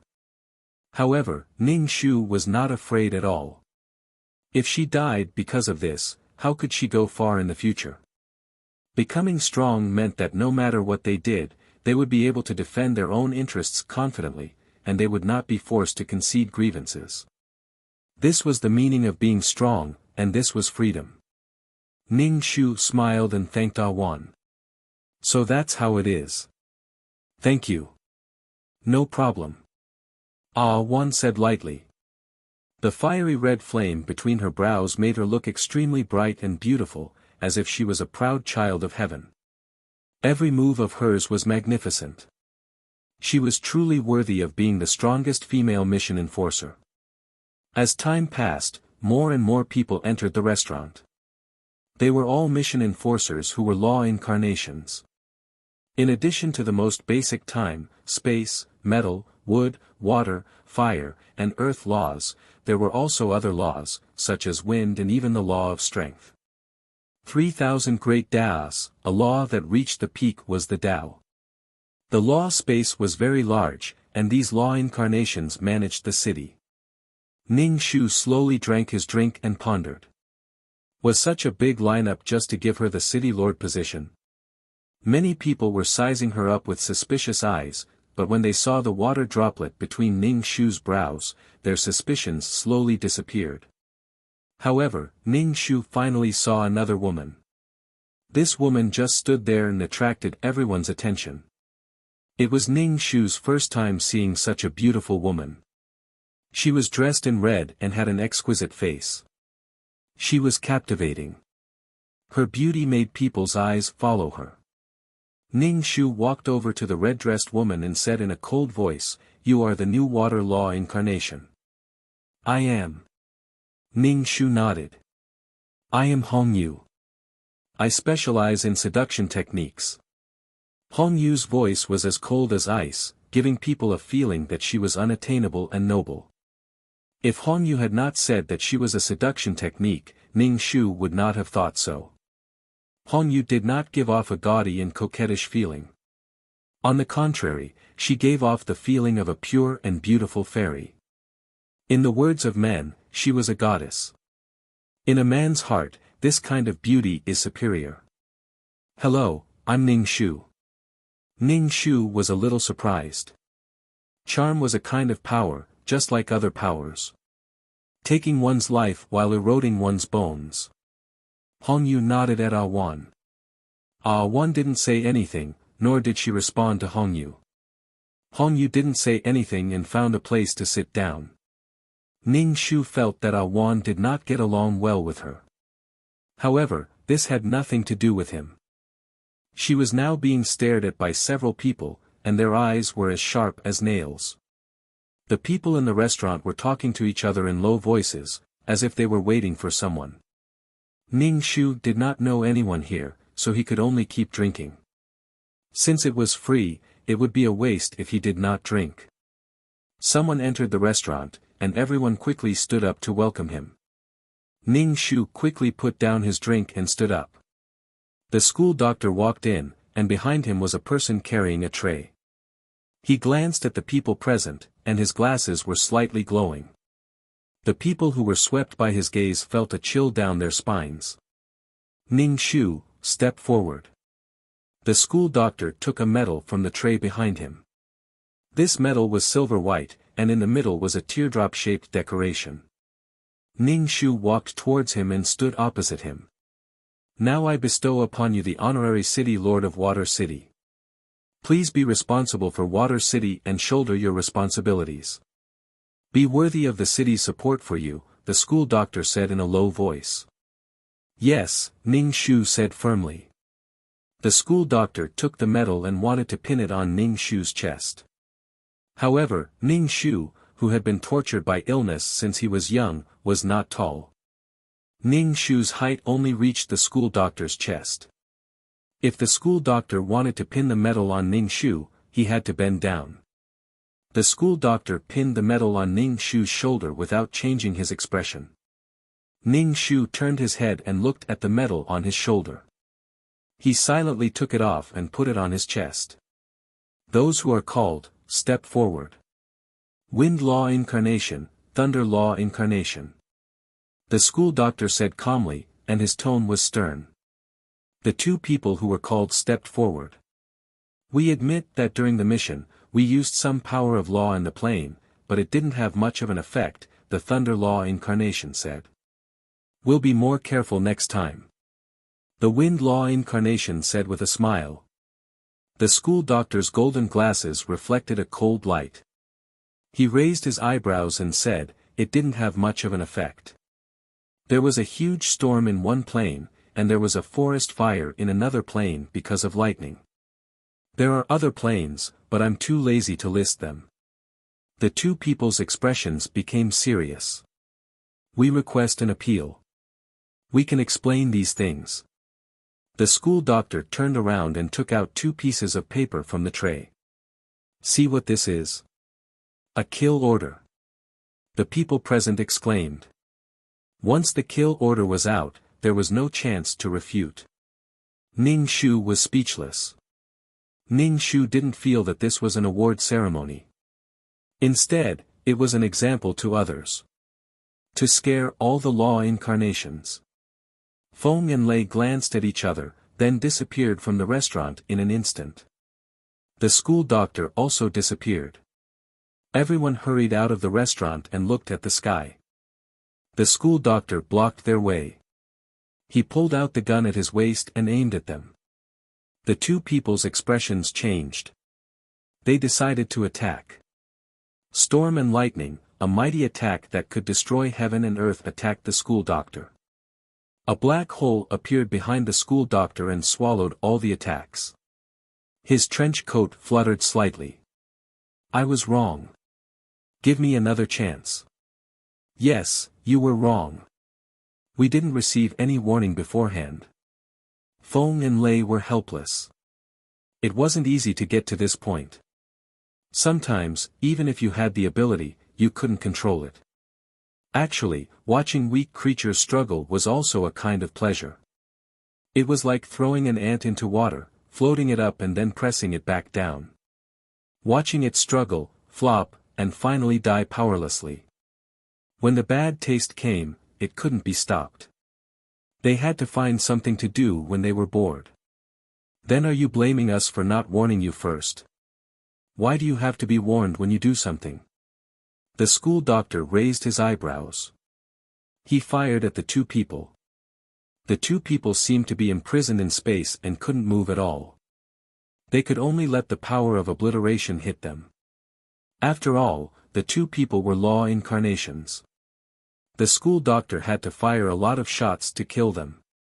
Feng and Lei disappeared. These two people no longer existed in this world. They left behind two law imprints. One was the law of thunder and the other was the law of wind. The school doctor stretched out his hand. The two laws floated into his hand. Ning Shu suddenly thought, did it mean that whoever obtained the law imprint would be the law incarnation?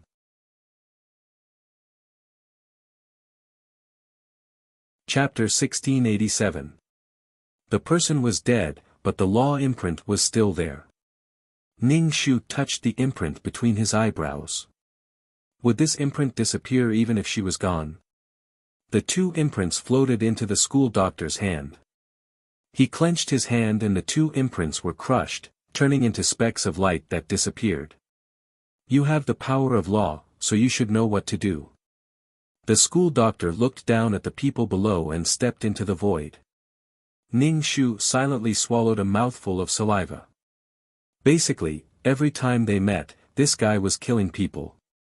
Killing people. And he would completely obliterate people. But where was the soul power of the people who were obliterated? Did he keep all of it? He must have taken all of the soul power. After such a scene, the people present did not look good. They also understood that this was a show of killing the chicken to warn the monkey. But they were really a little scared. Ning Shu was speechless. He thought that having the law incarnation would be a golden ticket to avoid death, but in the end, he was still obliterated after doing something overboard. There was no discussion at all. But to be in charge of a city, the city's taxes would give Ning Shu a lot of tax. And Ning Shu wanted to keep Water City safe, so he had to pay attention to the city's barrier and the law's restlessness outside the city. He could repair the barrier at any time. Ning Shu looked down at the metal on his chest. This metal had the function of communication, which also represented his identity. Everyone said their goodbyes. After a while, everyone around left.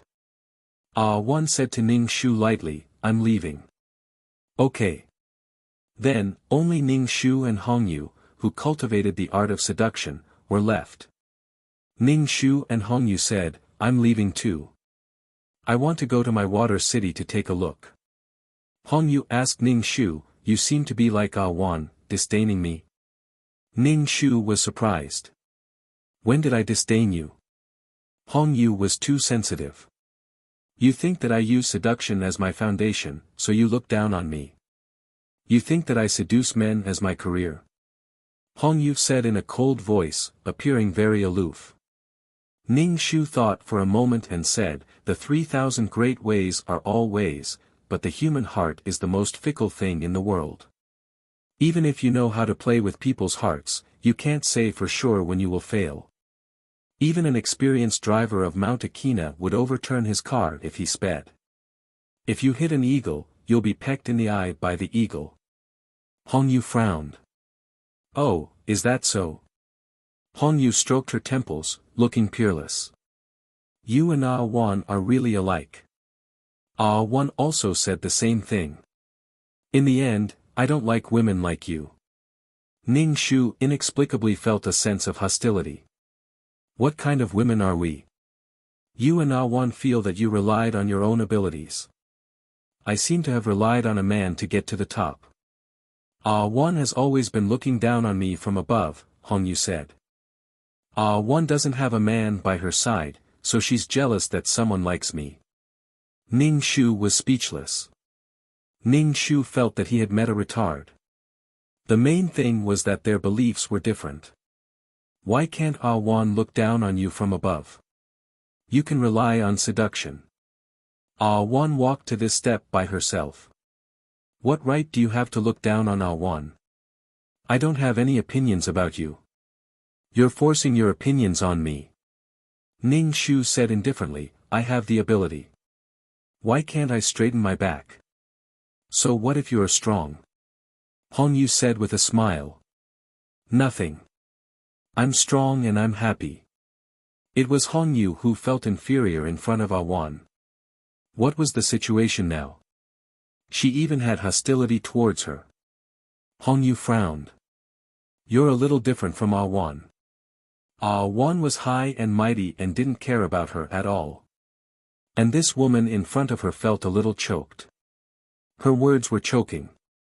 We can work together for missions in the future, Hong Yu said and walked past Ning Shu. Hong Yu had an elegant fragrance on her body that made people feel relaxed and happy. Ning Shu didn't plan on teaming up with Hong Yu. Sometimes, fate was a problem. Hong Yu didn't like her, and Ning Shu didn't like Hong Yu too much either. Ning Shu looked at Hong Yu's back. Just her back was peerless.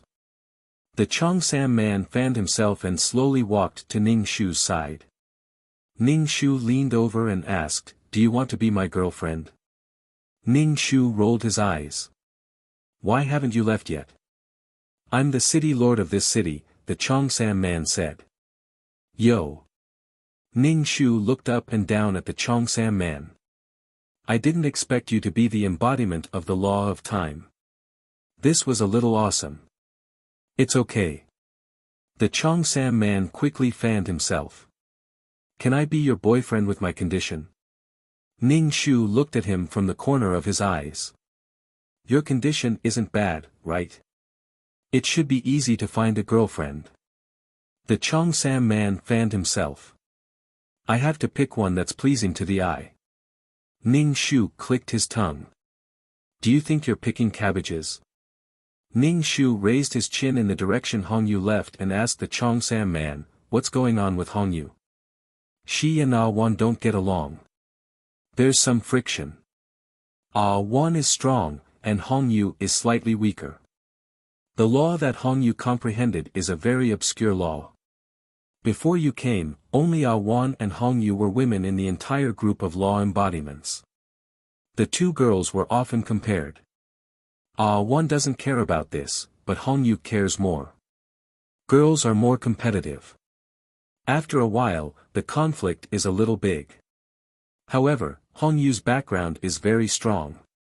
She has someone backing her, so it's best to avoid friction, the Cheongsam man said. Ning Shu nodded. I got it. Do you want to be my girlfriend?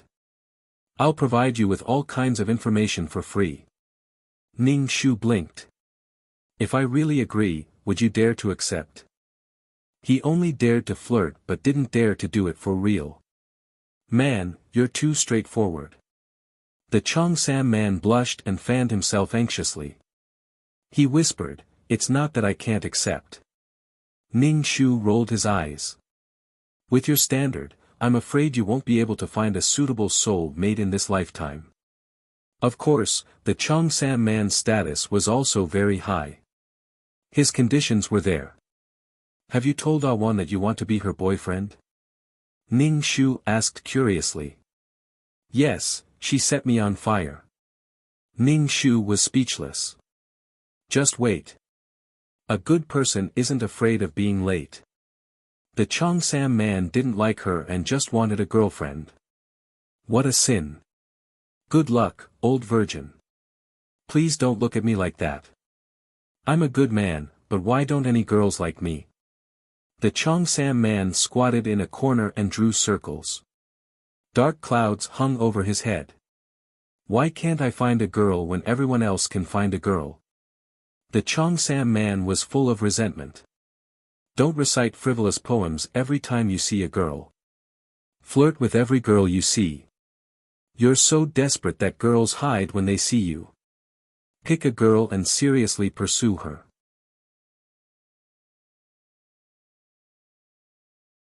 Chapter 1688. Ning Shu sighed and said earnestly, I can only help you this much. Can you?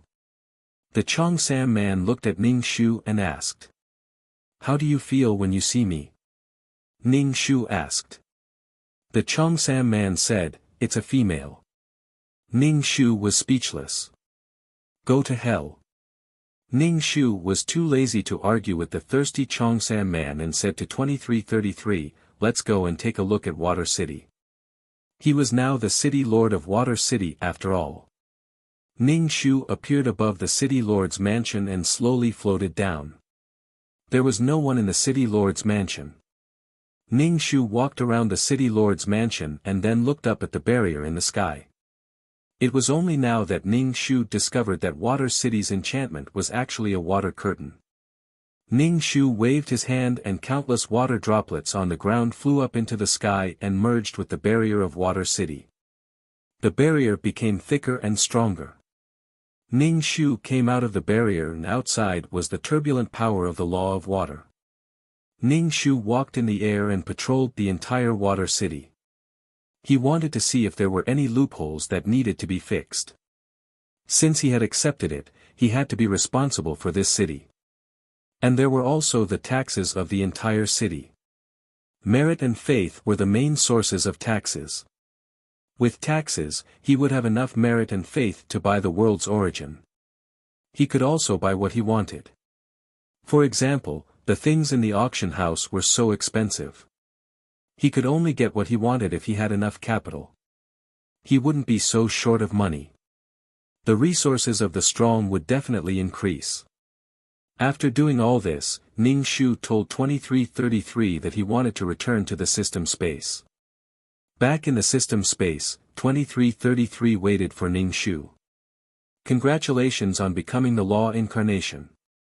Now you have an endless supply of faith and merit. Same to you. Ning Shu said with a smile. What's there to be happy about? I don't get any benefits. 2333 said with a drawl. Ning Shu was speechless. 2333 felt unbalanced again. Do you want to do the system quest? 2333 asked. Ning Shu lay down on the sofa. You're running out of energy again. Yes, 2333 said confidently. Ning Shu felt that he had already completed quite a number of system quests. However, 2333 was starving. It was as if there was always a lack of energy. 2333 did not force Ning Shu to complete the system quest. He said, don't think that you've reached the pinnacle of life just because you've become the embodiment of the law. This thing is a treasure, but it could also be a disaster. Ning Shu had already figured out what was going on when the school doctor had killed the two law incarnations. The laws had imprints. Even if a person died, this imprint still existed, and it could be taken away by others. As long as you have this imprint of the law, you are the embodiment of the law. You need to be careful, there might be mission enforcers who will attack you. Ning Shu asked, can the law imprint be transferred to others? No, it has already been engraved into the soul. Only when a person dies will the law imprint be removed. 2333 said. This was a little dangerous. The school doctor directly crushed two nomological imprints. Her heart ached so much that she could die. Whoever obtained such an imprint would receive the support of a city of laws. Danger and opportunity coexisted. And your law is a pretty good one. The law of water breeds all things. It can even develop towards the supreme law, the law of life. The supreme law included destruction, life, death, and fate. So, I'm guessing that many people have their eyes on you. 2333's voice was a little low. Ning Shu put his hands on his hips. I'm not afraid. I'll kill whoever comes. My law was painstakingly comprehended. I struggled to get it. Why should I give it to others?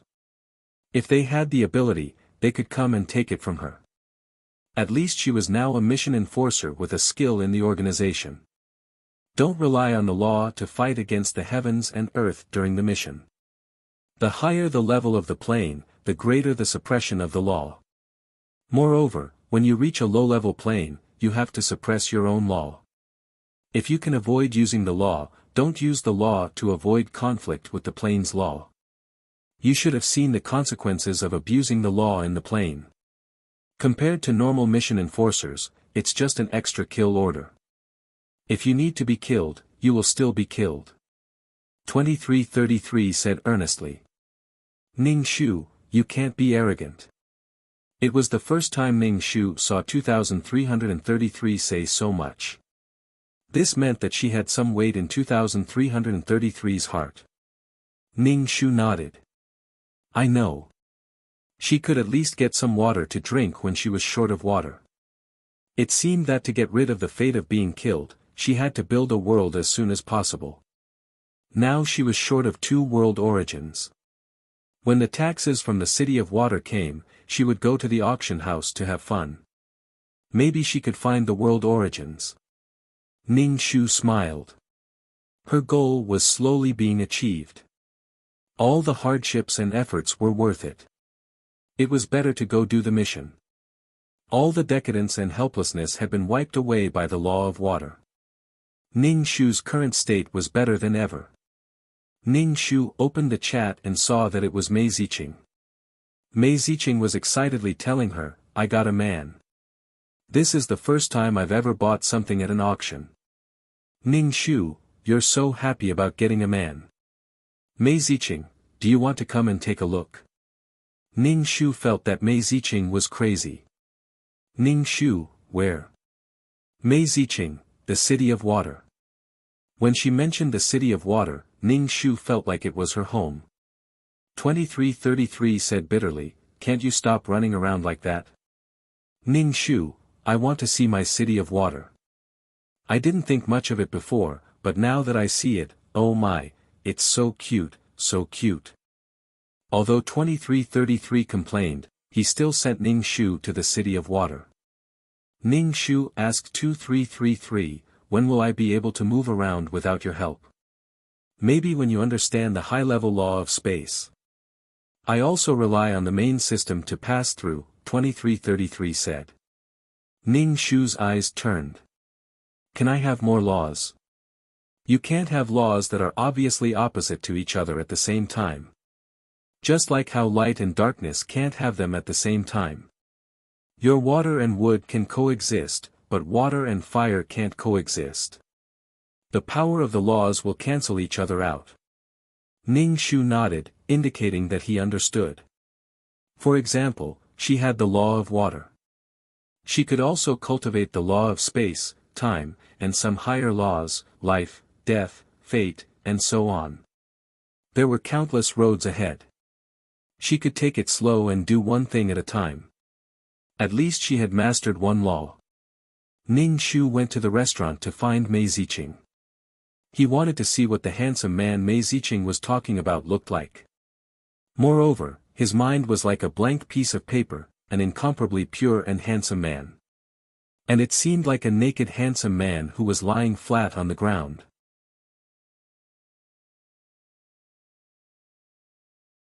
Chapter 1689.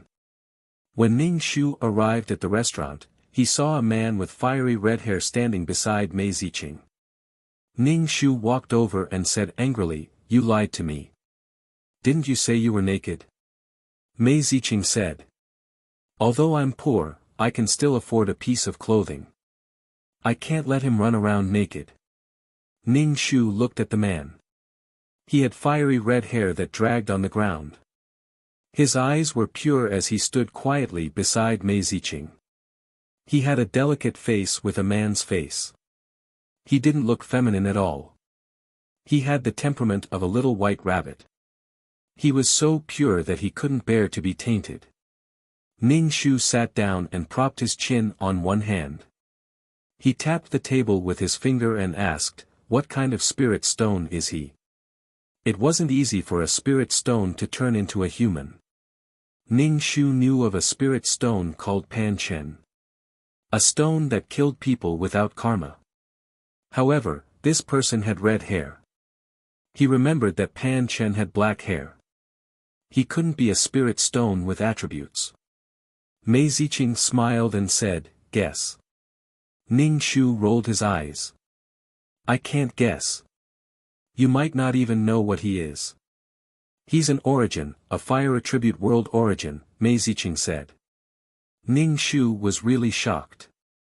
He looked at the man and asked, "So?" He didn't expect a world origin to become like this. There was nothing in this world that couldn't turn into a human. Mei Ziqing said, "I realize that his fire laws are very pure.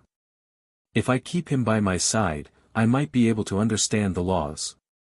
Ning Shu said, "Aren't you trying to understand the water laws? If you try to understand the fire laws, you might get into trouble." "It's okay. I'll try to understand the fire laws in the future." Mei Ziqing pointed at Ning Shu's forehead. "I've been wanting to ask you this for a long time." "What is this?"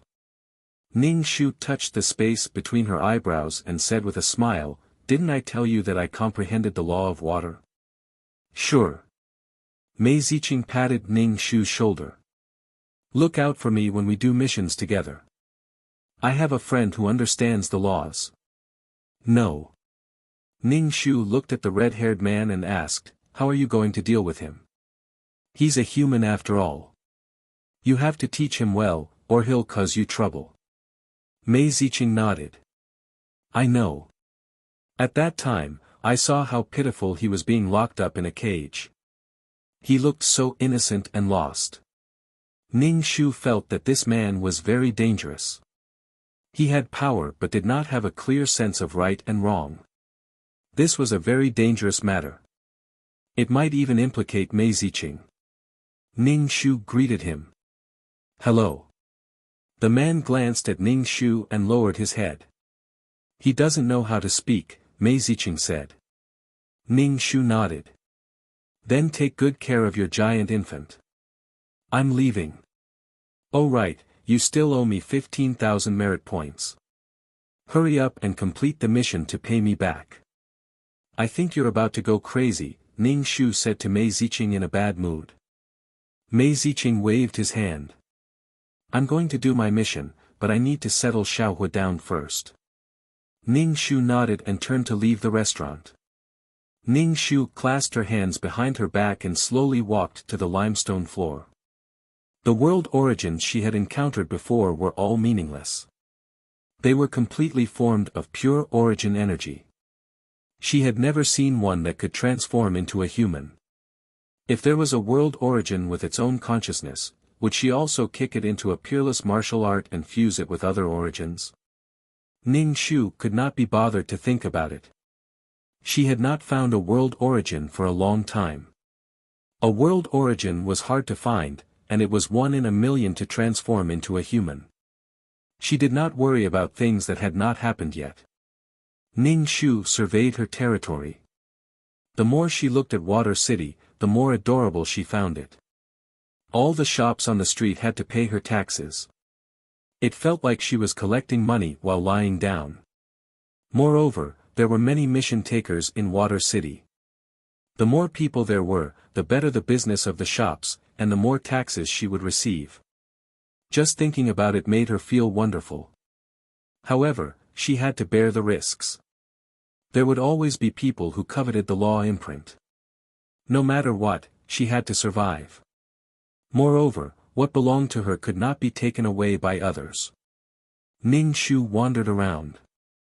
The city had food, clothing, housing, and transportation services. It was a small society. There were even places for gambling. Many mission takers chose this way to relieve stress. It all depended on one's self-control. Ning Shu stood at the entrance of the casino, looking at the people coming and going. After thinking about it, she walked into the casino. Unexpectedly, the casino was very clean. No one was smoking or drinking. No one was making a ruckus. Those who could enter the law space were all super mission takers. Moreover, they were only able to enter through a trial mission. There were many ways to bet. Some bet on treasures, some bet on faith power, some bet on merit, and some bet on the power of the soul. In short, anything that could be bet could be bet. These bets were relatively fair. After all, no one was a fool. "City Lord, our boss invites you." A person walked over to Ning Shu and said. Ning Shu raised her eyebrows. "Lead the way." This was her territory. There was no need to be afraid of others. The person in front led Ning Shu upstairs and opened the curtain. "City Lord, please come in."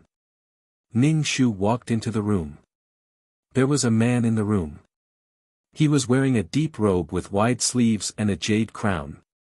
He was a man from ancient times. This man's face could not be said to be exquisite, but he had a peaceful temperament that made people ignore his less outstanding facial features. Si Tian greets the city lord. Si Tian flicked his sleeves. Ning Shu cupped his hands. Ning Shu nodded and grunted. Si Tian said, "City lord, please take a seat." Ning Shu sat down. The room was lit with incense.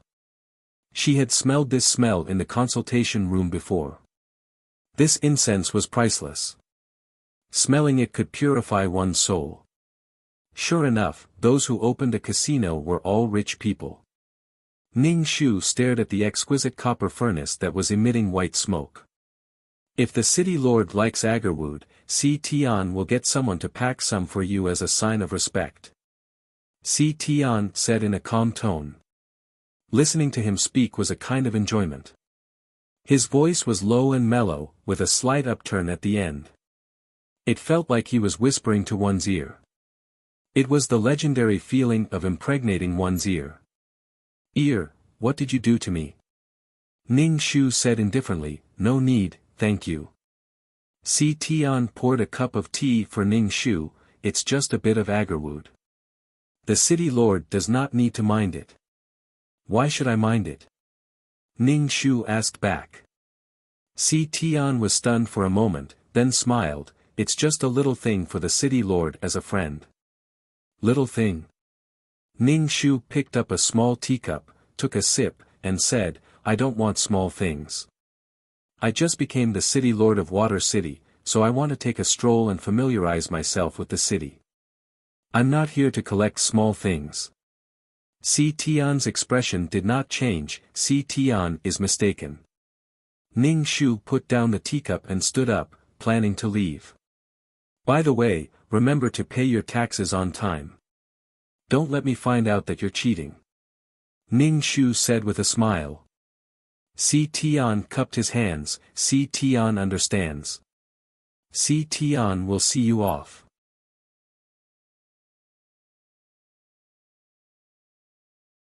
Chapter 1690.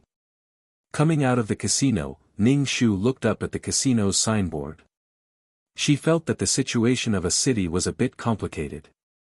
But as long as the taxes were paid honestly, it was enough for her to be responsible for the safety of the city. No one could be underestimated. In the city of water, it was her home ground, and the water laws here were all for her to use. Ning Shu was not afraid. Ning Shu did not want to interfere with the forces in the city. Ning Shu said, "Let's go back to do the quest." She needed the power of the soul to strengthen her soul. Although she was already the embodiment of the law, her soul had become weak after helping a divine beast counterattack. 2333 said, "I thought you were going to visit every corner of the city of water, even the toilet. Come on, There are no toilets in the city of the law, and I don't need to pee in my soul state. She didn't even have her period, awesome. 2333. You're really careful. Ning Shu, of course. Back in the system space, Ning Shu opened the system exchange store and exchanged for some fasting pills. But there was no need to exchange for water.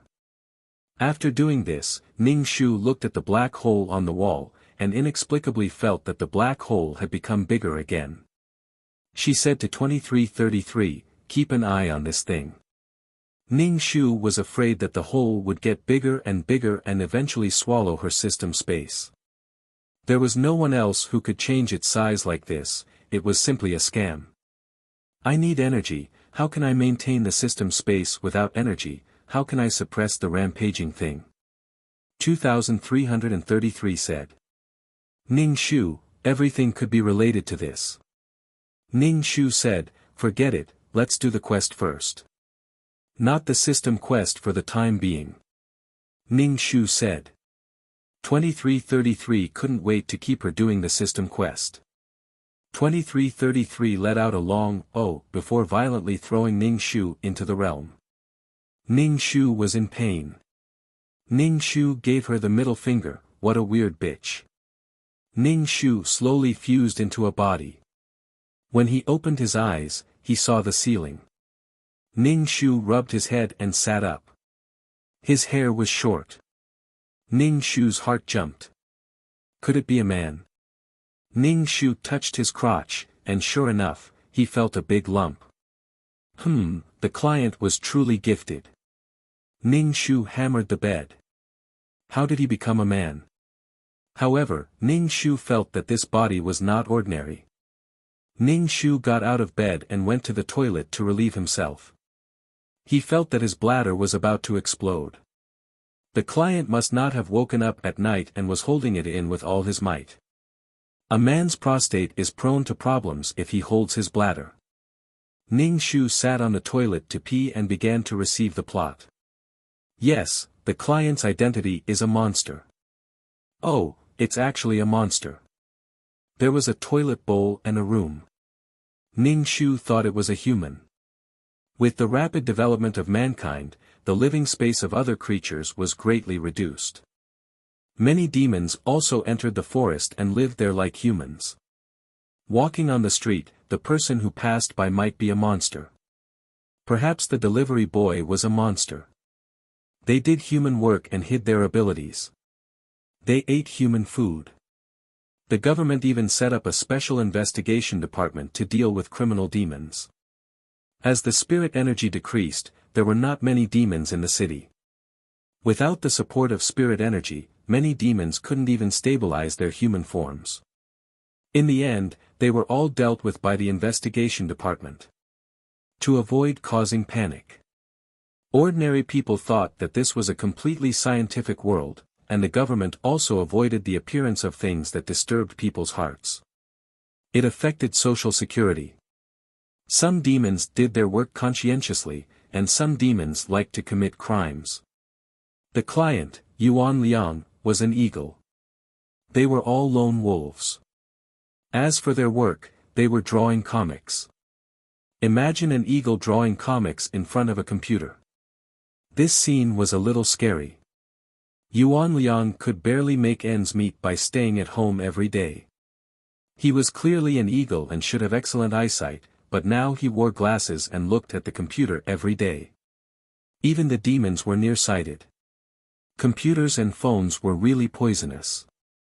The client was an ordinary demon to begin with. Yes, he was a shut-in who was destined to be alone for life.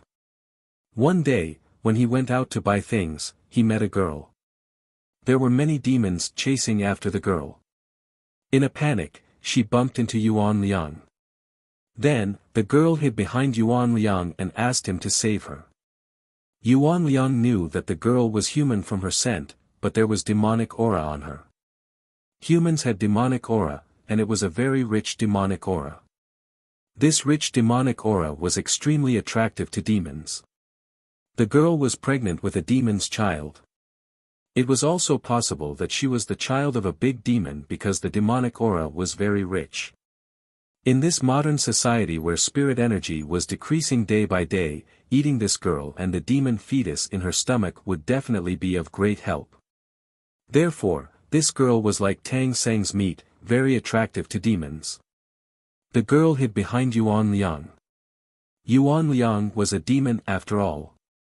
His fingers turned into claws, and these little demons were chased away. Only then did the girl heave a sigh of relief and thank Yuan Liang. Yuan Liang picked up the things on the ground and was about to leave with the bag. However, the girl followed Yuan Liang. Yuan Liang could sense that the demon fetus in the girl's stomach had a fatal attraction to him. He almost couldn't control himself and wanted to reach into her stomach, take out the demon fetus, and stuff it into his mouth. Human food didn't have any energy at all.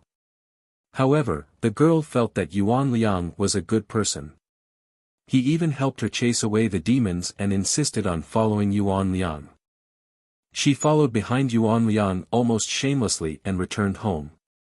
Yuan Liang couldn't control himself and wanted to tear the girl apart and eat her flesh. However, the girl didn't seem to feel it. She even tried her best to move closer to Yuan Liang. In the end, the girl lived with Yuan Liang. Yuan Liang had to expend his strength to cover up the demonic aura on her body. Otherwise, demons would swarm over. Then, they began living together. The girl was pregnant with a snake egg. As an eagle, she was a natural enemy of snakes. That feeling was really uncontrollable. There were several times when Yuan Liang's hand turned into claws and wanted to cut open the girl's stomach when she was asleep. However, when he saw the girl's sleeping face, he couldn't bear to do it. He controlled his instincts. In his mind, he kept thinking about the girl's voice and smile. Yes, that's right. Yuan Liang seemed to have fallen in love with this girl. As an otaku, Yuan Liang was so useless that he fell in love with a pregnant girl. He took care of the girl until she gave birth to 2 eggs. Then, he took care of the 2 eggs until they broke out of their shells. He should have torn the little snake apart, but Yuan Liang still had to touch and take care of it. He took care of it like his own son. He bought meat to eat, and he bought good meat to eat.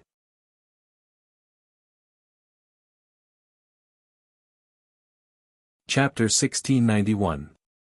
Yuan Liang felt that this kind of life was pretty good even though he had 2 gluttonous snakes.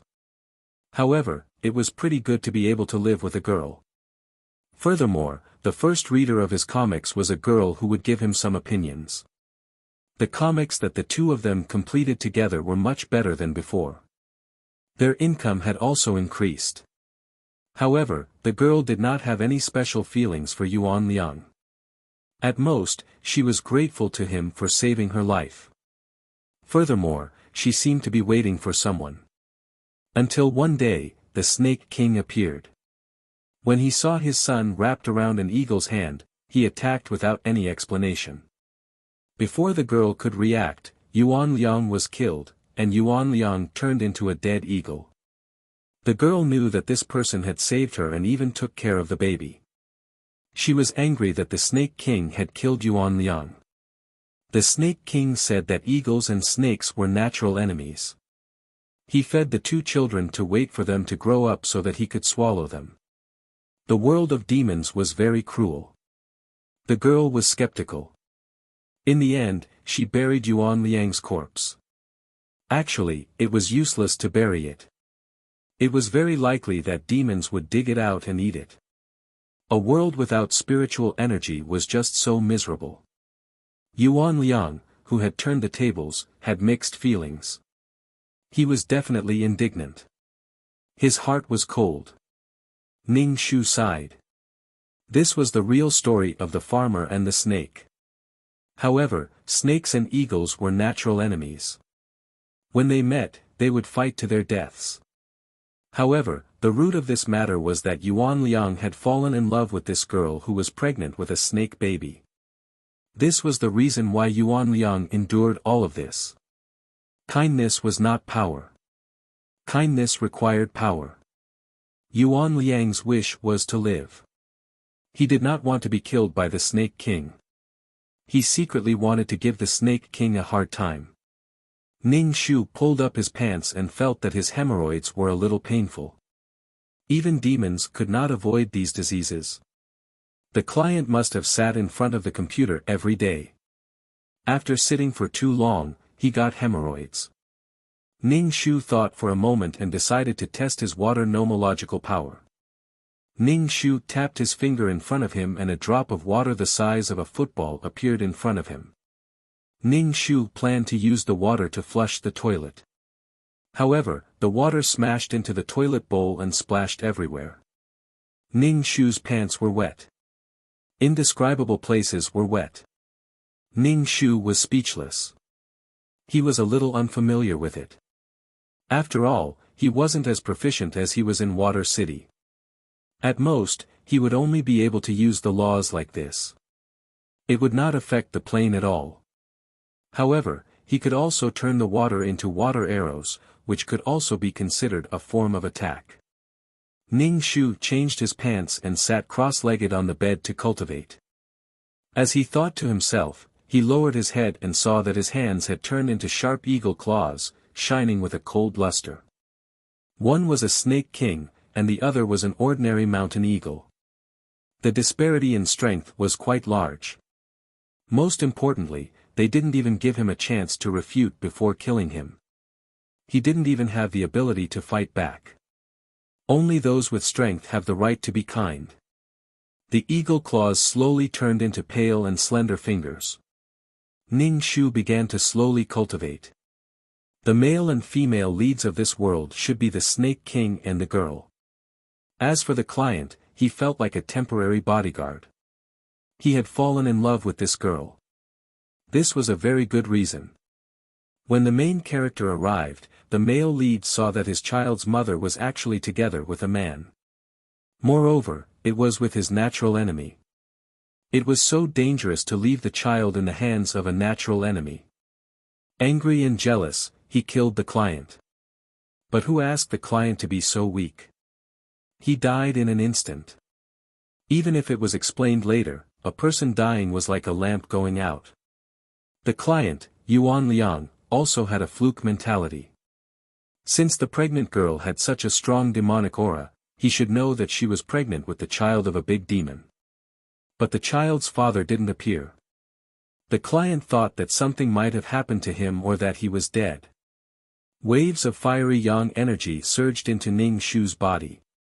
Ning Shu felt uncomfortable, very uncomfortable. Fiery yang energy was the most yang energy in the world. It seemed to conflict with the demonic aura in the client's body. It pulled his body until it hurt a little.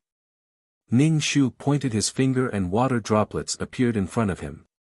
Ning Shu drank a mouthful and felt his dry throat feel a little better. There was little spiritual energy in the modern plane. He couldn't absorb much spiritual energy. Fiery yang energy seemed to conflict with demonic aura. Then he couldn't cultivate. The Yin gathering array gathered Yin Qi from the evil Yin Qi. Cultivate Yin Qi my ass. Are you trying to cultivate into a ghost? After thinking about it, the ultimate martial art was still absorbing the power of the stars. Forget about absorbing the essence of the stars. He couldn't go to the rooftop at night.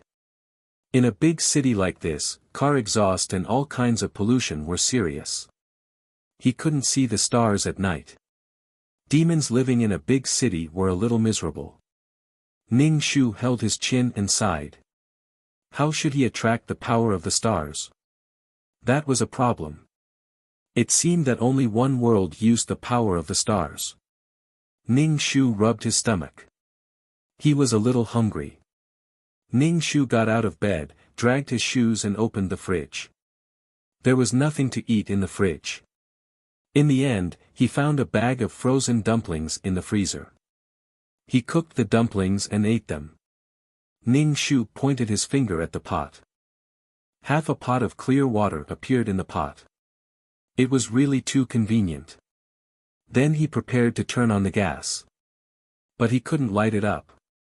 Ning Shu shook the natural gas tank and found that there was no gas inside. Ning Shu was furious. He wanted to eat the dumplings raw. Fortunately, he had exchanged for a fasting pill. Ning Shu ate a fasting pill and didn't feel so hungry. Ning Shu pulled open the curtains and windows. Yuan Liang's room wasn't big. It was rented. Sunlight shone into the room, piercing Ning Shu's eyes. He opened the window to let the air in the room pass. The house was cramped, and it was another day of living alone. After that girl came, this place would become warm and cozy. Ning Shu took out her phone. She took out some money and prepared to go to the convenience store downstairs to buy something. He also carried a can of gas home. Occasionally, he still had to eat something to satisfy his craving. Fasting pills were only eaten when the conditions were tough and there was no other way. Ning Shu counted with his fingers. There was still some time before he met the female lead. During this time, he still had to find a way to cultivate. If he could use less of the laws, he would use less of them. Especially since his control of the laws wasn't as pure as fire. At most, he would get some water to drink when he was thirsty and occasionally practice the attack power of water. But he still had to cultivate peerless martial arts. Ning Shu carried the bag in one hand and the gas in the other home. The person who entrusted him wasn't weak. He was also a monster. Although he was thin, he was strong. But he was a short-sighted eagle. He originally had good eyesight, but now he had a pair of blurred myopia. He looked at things with narrowed eyes. If it was in the mountains, how would he hunt? Fuck. The era didn't only change humans, but also monsters. Ning Shu carried the can of gas home. After he was done, he continued to cook the dumplings. Monsters needed a lot of energy every day. In order to not consume energy and turn into their original form, they could only eat more every day.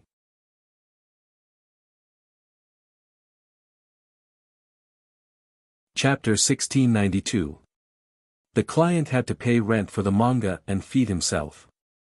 Moreover, he had to eat meat all the time. It was a little difficult. It was a bitter life. His living space was compressed. He didn't even have a place to hunt. He could only live like a human. He was a wild monster that was difficult to tame. He had to abide by the law. Otherwise, the investigation bureau would come knocking on his door. He was taken away by the investigation bureau. As for what happened to him, whether they were used for experiments or slaughtered for meat, no one knew. After all, humans were also terrifying foodies. The monsters that went in didn't come out. In short, the investigation bureau was a terrifying place in the hearts of the monsters. It was said that the investigation bureau had detailed information on the monsters. Ning Shu ate the hot dumplings. After eating, she turned on the computer. She had to earn money. Otherwise, she would have to sleep on the streets. There wouldn't even be a place to shelter herself from the rain. Ning Shu browsed through the client's manga. Yes, it was about an eagle that grew up stumbling and then came to a big city. All kinds of rustic behavior. It was a funny daily manga. It wasn't very popular. Ning Shu touched the keyboard. The heart of a fujoshi emerged. She wanted to draw a pure love story. Yes, the original form should be based on the school doctor. Who was the school doctor again? The silver-haired man, 2333, or NP. Ning Shu coughed. She was a righteous child. Yuan Liang's manga was still being updated. Ning Shu uploaded some completed manga. Seeing the small amount of royalties, Ning Shu wanted to chop off the eunuch's head. She might as well draw an NP story. Ning Shu took a paintbrush and randomly drew a matchstick figure on the screen that was specially used for manga. She had never drawn a manga before. She didn't know the basic knowledge of manga.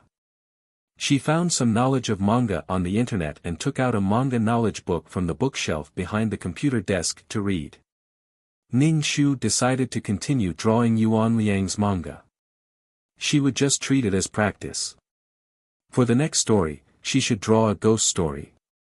Anyway, she had experienced a ghost story before. Even if she didn't succeed, she could still make a living. Ning Shu slowly drew the characters in Yuan Liang's story. It was an imitation. The drawing was a little stiff. However, he could only take it slow. After some time, Ning Shu rubbed his swollen eyes and applied some eye drops. Ning Shu blinked and prepared to get some meat to eat. For some reason, Ning Shu felt hungry. His body needed energy. She had eaten a fasting pill before, but she was hungry. If it was an ordinary person, a single fasting pill would last for at least 10 days. Ning Shu threw the pork trotters into the pressure cooker and added some soybeans. Yep, stewed pork trotters with soybeans. Boobs. Ning Shu touched his chest and sighed. The pressure cooker screeched. Ning Shu opened the pressure cooker, and the smell of meat filled the air. Damn, it smells so good. Ning Shu was craving for it. Ning Shu ate the pork trotters and drank the soup, finishing the whole pot of meat. Looking at the bones on the table, Ning Shu's heart was a little broken. It was late. Ning Shu climbed to the rooftop, planning to go to the rooftop to attract the power of the stars. Ning Shu sat cross-legged on the ground and looked up at the dark sky. There were no stars in the sky. Even if there were, they would be polluted and could not be seen.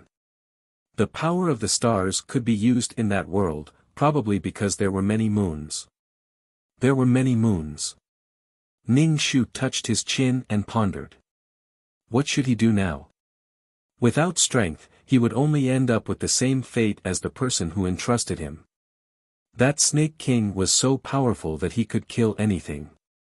Ning Shu still wanted to see the Snake King, beat him down, and then pull open his pants to see if there were 2 dicks. There had always been a rumor that snakes had 2 dicks, but he did not know if it was true. He wanted to take a look with a scientific attitude. Moreover, didn't humans and animals have reproductive isolation? How could they give birth to eggs? Ning Shu's thoughts were getting further and further away. He was a little tired. How could he attract the power of the stars? The pollution was so serious that even the atmosphere could not heal itself. If the pollution was too serious, there was no way to self-regulate. In order to not be destroyed, this plane could only push everything back. When that time came, it would really be the end of the world.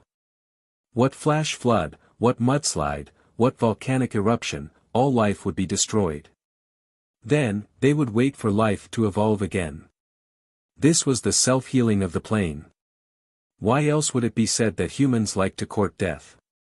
Ning Shu scratched his hair and felt that it was a little oily. The person who entrusted him probably hadn't washed his hair for a few days. Sigh, that was how otakus were. Ning Shu thought about how to use the power of the stars. Ning Shu bit his finger, squeezed out blood, and drew a talisman in front of him. The effect of this talisman was like a magnifying glass gathering sunlight, hoping to gather a bit of the power of the stars. A weak power of the stars tilted down and shone on the talisman in front of Ning Shu. Ning Shu hurriedly moved forward and let the power of the stars shine on his body. Ning Shu used his peerless martial arts and absorbed the power of the stars. Bits and pieces of the power of the stars blended into his meridians and finally gathered in his dantian. It was pitiful. There wasn't much. And the power of the stars that penetrated the dark clouds and tilted down became weaker and weaker. In the end, it was completely gone. Ning Shu could only stop cultivating and look at the few weak stars in his dantian. There wasn't enough power of the stars. And there was no moon in the sky. If there was a moon, the power of the stars might be a little more. At night, the dew was heavy. Ning Shu went downstairs and returned home. Ning Shu stood in front of the window, squeezing blood out of his wound and drawing a talisman to gather energy. A weak power of the stars shone into the window. Ning Shu hurriedly absorbed it. Monsters living in the modern world were a little bitter. They swallowed the essence of the sun and moon and absorbed the spiritual energy of heaven and earth. But now, there was nothing. Ning Shu cultivated for a night without any results. He wasted a lot of his blood. Ning Shu used a mop to clean up the bloodstains on the ground. He took out noodles from the fridge and prepared to eat them with the leftover trotter's soup from last night. Ning Shu almost ate a large bowl of noodles. It tasted good.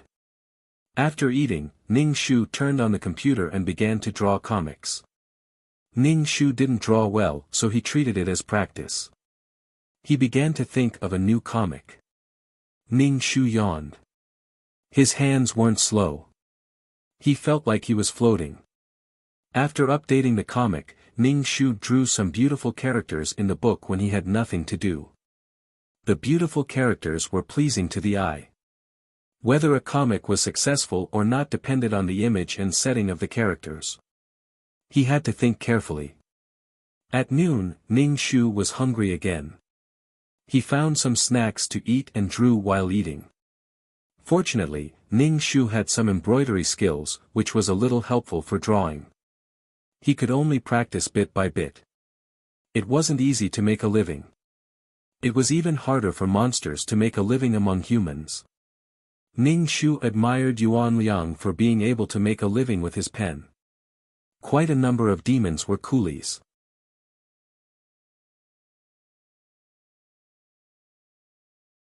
Chapter 1693. Monsters all had their own skills. Some were agile, and some were strong. They found jobs based on their own characteristics. Basically, there were demons lurking in every one of the 365 professions. In short, they were all struggling to survive. Furthermore, monsters did not systematically accept knowledge like humans. Some demons would learn the knowledge of humans. They could even do business and politics among humans. There were only a small number of demons. Most monsters were wild and difficult to tame. They could only do simple jobs. As a mountain eagle, Yuan Liang was a cartoonist. Although he was a cartoonist who barely made a living, very barely, he was still a cartoonist who worked with words. Ning Shu was scratching his head when it came to drawing comics. It was so complicated. He had to draw eyes, hair, body proportions, male and female body proportions, and different feelings for different ages. What the hell was with the hooking net and painting shadows? Ning Shu read a lot of comics when he had nothing to do. He looked at all kinds of tutorials and kept practicing on the photo. Ning Shu continued drawing according to the outline left behind by Yuan Liang. However, Ning Shu's characters were a little stiff. They hurt their hands, brains, eyes, and hemorrhoids. He felt like he was going to go bald if he continued. Ning Shu painstakingly finished a chapter of the comic and prepared to go out to buy things. Ning Shu bought some things that were not starving. He did not have much money left in his bank card. He had to pay the rent soon. It was such a small house, and the monthly rent was not cheap. Come on. Ning Shu first tried to draw a 4-panel comic on Weibo. It was the simpler kind. He might be able to gain some popularity. It did not take much time since it was only 4 panels. The pressure to survive was very high. When he was not drawing comics, Ning Shu would play games. After he was familiar with the game, he could earn some money by helping others level up. Or he could play games and get some equipment and gold coins. He was always struggling to survive. Most of the money was used by Ning Shu to buy meat. Ning Shu was wondering if he should find a new way out. Could it be that all monsters could eat so much? He wanted to find a stable job with subsidies. It was best if he could eat his fill. However, there was no such job. Furthermore, Yuan Liang was an otaku and rarely interacted with others. Going out for work was a big problem. He had been alone for too long and had lost the ability to communicate. When an Yuyan appeared in Yuan Liang's life, Yuan Liang fell in love with her. It was not surprising that he fell in love with the warmth of someone's company. Ning Shu drew comics during the day and drew talismans at night to draw upon the power of the stars to cultivate.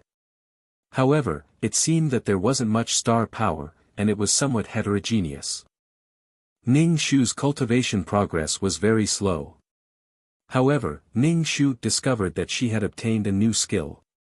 She could dehydrate vegetables and turn them into dried vegetables. If he was in a hurry to wear the freshly washed clothes, he could directly dehydrate the clothes. The effect would be great. It was the evaporation of water into gas. There were many states of water. Well, in the future, clothes can be worn after washing. Laws could change one's life. Judging from the dehydration of vegetables and clothes, would she be able to evaporate the blood in a person's body one day? Would the person die then? Thinking about it, it was also a great killing weapon. Moreover, water could also be used to kill on a large scale. For example, a flood could cause a mountain to collapse. It was an AoE skill. There were many more skills waiting for him to unlock in the law of water. It was simply awesome. Water was extremely hard and indestructible. It could also be soft and nourish all things. Ning Shu didn't think that his law of water was bad. It could attack and defend. It could also be cute. As expected, his own things were the best. Ning Shu hummed a song as he bought things in the supermarket. At the counter selling fresh pork, the guy who chopped the thigh bone was a monster. He was tall and strong. He held a thick knife on the chopping board and kept chopping the bone. He was definitely some kind of strength-type monster. For you. Seeing that we are the same kind, the portion is enough. The big monster put the meat in a bag and threw it to Ning Shu.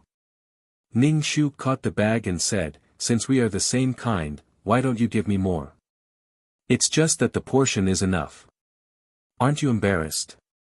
The big monster snorted. "It's good enough that the portion is enough. It's not even enough for humans to weigh. For the same amount, you have more than others. Be content." Ning Shu squinted. "You've learned bad things from humans. I'm just an employee. The supermarket owner wants me to underweight. What can I do? I'm just an employee." The big monster said indifferently. Ning Shu held the bag and opened it to smell. "This meat is fresh, right? Of course it's fresh for you. Over there is a week old. They are all sold to humans." The big monster pointed to the freezer on the other side. "Ning Shu. Is this really okay? What's there to be afraid of? Humans want to harm their own. It's none of our business." The big monster said indifferently. Anyway, there were many humans who would harm their own for money. Additives, gutter oil, poisoned milk powder, and so on. It was just to make more money. Ning Shu smiled and said to the big monster, "I'll buy from you again next time." Ning Shu smiled. The muscles on his face trembled, making him look a little fierce. Ning Shu carried the meat and bought some fruits. Fuck, so expensive. Ning Shu's liver hurt. Ning Shu carried a big bag of things and went home. The client rented a house in a small alley. Ning Shu heard messy footsteps coming this way. It was already dusk, and the slightly yellow street lights made him hear the footsteps. Ning Shu thought to himself, "They're here." Ning Shu stopped in her tracks and hid. Ning Shu did not want to save an Yuyun. It would not benefit her. She did not intend to interfere. Ning Shu's ears twitched. The footsteps were getting closer. There was the sound of rapid breathing, as well as an angry voice shouting for him to stop. Ning Shu felt a strong demonic aura getting closer and closer. It evoked an impulse in her heart. Ning Shu poked her head out and saw a pregnant woman running at full speed. While running in the narrow alley, he accidentally stepped into a pit on the ground and fell to the ground. However, the woman got up and continued running. Nothing happened to her at all. Her big belly was bouncing up and down. Nothing happened. Ning Shu thought the child in her belly was so strong. A huge spider jumped in front of the girl. The girl fell to the ground in fright. Her belly bounced twice again. The girl looked at the spider that was the size of a desk in horror. The spider had a human head, a huge belly, and several legs. The hair on the legs was clearly visible. It was really a disgusting and terrifying monster. There was a big spider in front of her. An Yuyan looked behind her and saw that there were also monsters chasing after her. An Yuyan held her belly in horror, not knowing what to do. She had an erotic dream out of the blue, and then she got pregnant.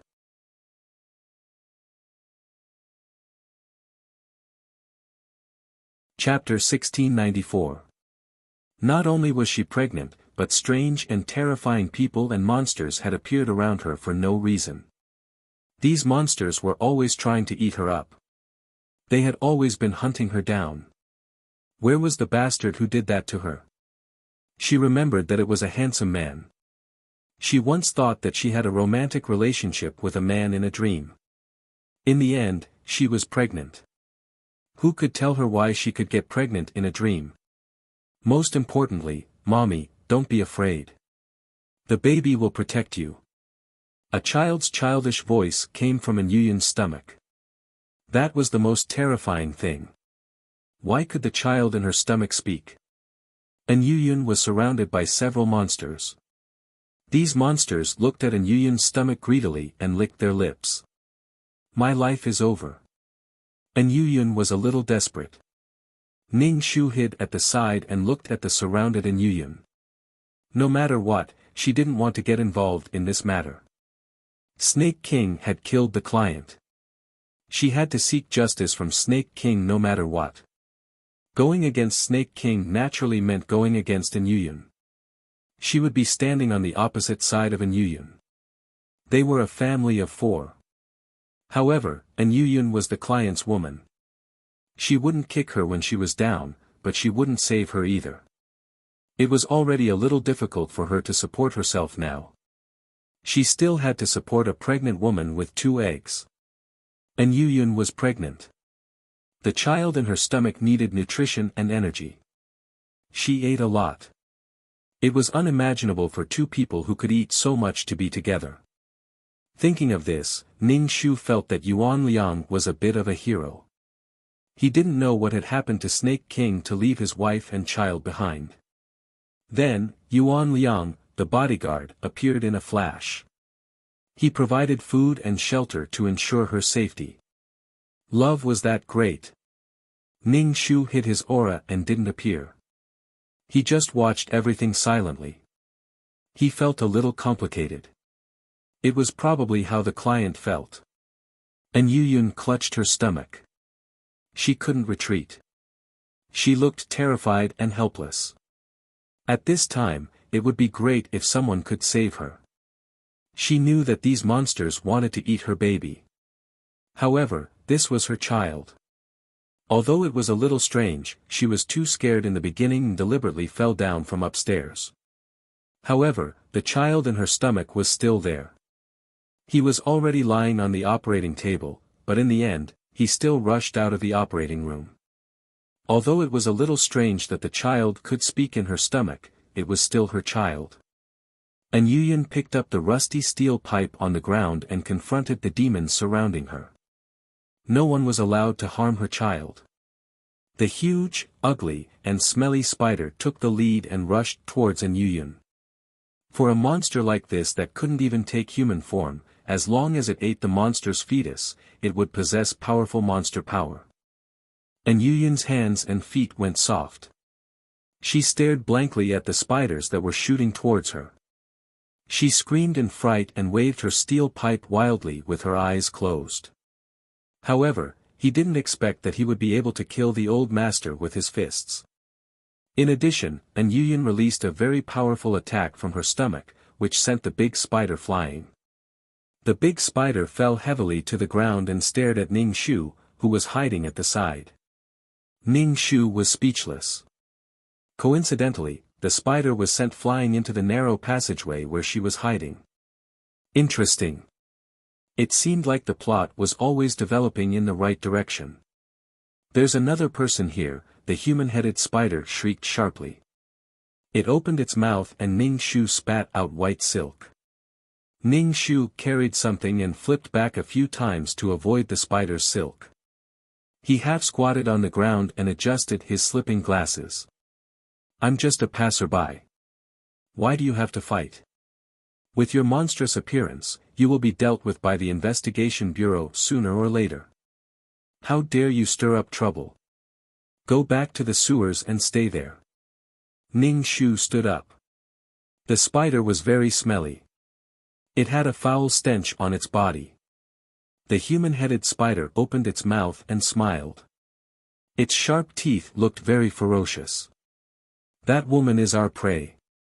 If you know what's good for you, scram. Ning Shu roared. When Ning Shu said that, the smell coming from his mouth was too pungent. He could smell the stench from 5 meters away. Ning Shu took a few steps back and spread his hands. Continue. I'm just passing by. Save me. Save me. And Yuyan ran over to Ning Shu with a steel pipe. Mommy, that person is also a demon. Don't go over, the baby in her stomach reminded An Yuyan. An Yuyan had no choice. Compared to these ferocious demons, this demon looked more like a good person. He wore glasses and looked refined. An Yuyan really couldn't stand being hunted down by demons every day. Ning Shu was rendered speechless. The gigantic spider immediately spat out silk at An Yuyan. The yellowish-white silk the size of an electric wire wrapped around An Yuyan's body. The spider's silk had a disgusting stench. An Yuyan nearly vomited. If you're really just passing by, leave quickly. Pretend you didn't see what happened today. A few demons suddenly surrounded An Yuyan. An Yuyan struggled in the spider silk. The spider silk was extremely sticky and poisonous. An Yuyan felt herself becoming numb and unable to move. An Yuyan looked pleadingly at Ning Shu, begging Ning Shu to save her. Ning Shu remained expressionless. Why aren't you leaving? The demons looked warily at Ning Shu. Ning Shu carried 2 bags full of items and prepared to leave. Ning Shu walked past An Yuyan expressionlessly. An Yuyan looked at Ning Shu with teary eyes. Her eyes were filled with longing and anticipation. Ning Shu looked straight ahead and walked past her. Suddenly, Ning Shu's heart convulsed violently. It was excruciating. Ning Shu clutched his chest. His other hand could not help but support himself against the wall. That was why people called Yuan Liang a pure and innocent otaku. His body's reaction told Ning Shu that he had to save her. Ning Shu was rendered speechless. Ning Shu ignored his body's reaction and continued walking forward. The pain in his heart intensified. Love. The person Yuan Liang liked was An Yuyan. Even if he died, it had nothing to do with An Yuyan. It was only because he was not competitive in this relationship that he could only be a loser. Ning Shu held his forehead. What kind of thoughts was Yuan Liang having? Not everything could be explained in terms of love. Using love as a reason meant that it was revered. It was as though dying for love was something impressive. Heh heh. Since you felt that your death was worth it, why did you have to counterattack? Ning Shu clutched his chest. The pain was unbearable. It was as though a pair of large hands were squeezing his heart tightly. Even his breathing began to quicken. Ning Shu put down the bags and turned around to look at the demons. He clenched his fists and charged at them. He punched one unconscious and sent another flying with a kick. Then, he took off his jacket and put it on An Yuyan. He carried An Yuyan and the 2 bags and ran off. Ning Shu wrapped An Yuyan with a water curtain. The spider silk on her body was extremely smelly. It made Ning Shu suffocate.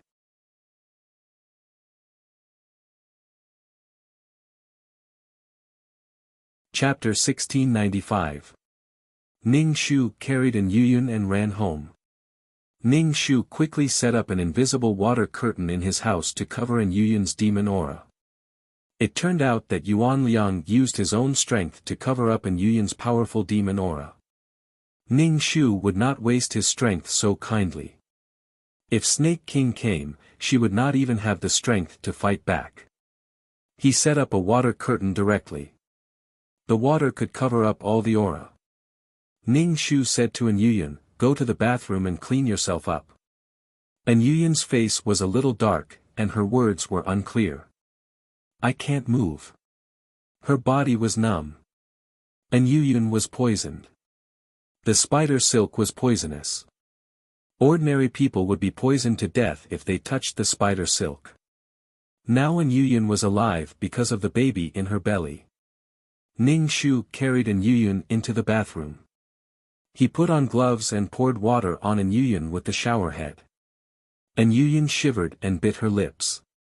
The spider silk was not only poisonous, but also very tough. It could not be torn by hand. Ning Shu cut the spider silk with a pair of scissors. Ning Shu turned off the shower head and said, "Wash yourself." Ning Shu found a t-shirt and shorts in the wardrobe and gave them to an Yuyun. He said lightly, "These are my clothes. Just wear them." "Thank you." An Yuyun took the clothes with purple lips. Ning Shu glanced at the poisoned an Yuyun and closed the door. Ning Shu was not worried that an Yuyun would die at all. After all, there were 2 babies in her belly. There must be a way. After all, they were the children of a big monster. They were not born, but their demon power was stronger than some monsters. There was no way to compare with them. Ning Shu washed the meat and stewed it in the pressure cooker. Then he turned on the computer and began to draw comics. There was the sound of running water in the bathroom. An Yuyun was taking a bath. An Yuyun probably smelled too bad. It took her nearly 40 minutes to come out. Ning Shu's meat was ready. An Yuyun came out with her wet hair. She was wearing Ning Shu's clothes and looked very petite. Even though she was pregnant, An Yuyun was still very petite. It was just that her belly was bulging. Her lips were no longer blue and purple. It was obvious that the poison had been cured. Her pink lips and small nose were revealed. An Yuyun could be considered a little beauty, and she was the kind of woman who would make people want to protect her at first sight. Seeing a strange man staring at her, An Yuyun couldn't help but lower her head and whisper, "Thank you for saving me." Ning Shu grunted and glanced at An Yuyun's belly. "You're pregnant with 2 demons. Did you have illicit sex with them?" Ning Shu's words were a bit harsh, making An Yuyun's face turn red and purple. She didn't know how to explain. She believed in materialism and did not believe that there were ghosts or monsters in this world. But recently, her worldview had been impacted. She was pregnant after having an erotic dream for no reason. "I'm also a demon. The children in your belly are very attractive to me. They have a strong demon aura. If I eat them, I should be able to obtain a strong demon power," Ning Shu said as he scooped 2 bowls of meat from the pressure cooker. An Yuyun held her belly and took 2 steps back. She looked at Ning Shu and said with a dry smile, "I don't think you will hurt me." "Oh, why? Do you think I like you and can't bear to hurt you?" Ning Shu said casually. The steam in the bowl fogged her glasses, making Ning Shu's glasses white. Well, Ning Shu couldn't see. Myopia was miserable.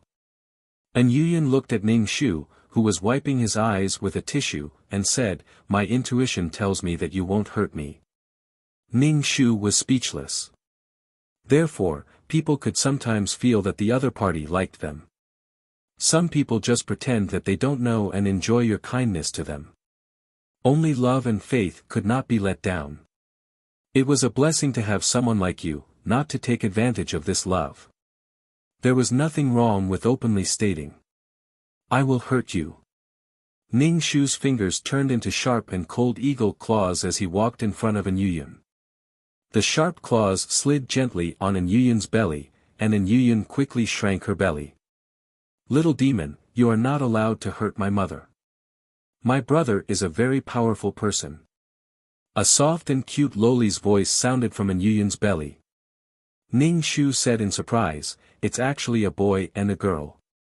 A boy and a girl. You will have both a boy and a girl in one pregnancy. Otherwise, why would she be called the female lead? An Yuyun smiled shyly. Anyway, thank you for saving me. Ning Shu's eagle claws turned into hands. He sat at the table and said indifferently, let's eat. An Yuyun had long been hungry. When she saw the meat in her bowl, she immediately sat down and began eating. You don't have to thank me. I didn't want to save you. Ning Shu's eyes turned misty again. He couldn't afford to be short-sighted. It was because Yuan Liang wanted to save her. No matter what, An Yuyun was the person he liked. But you still saved me. You are a good demon, An Yuyun said.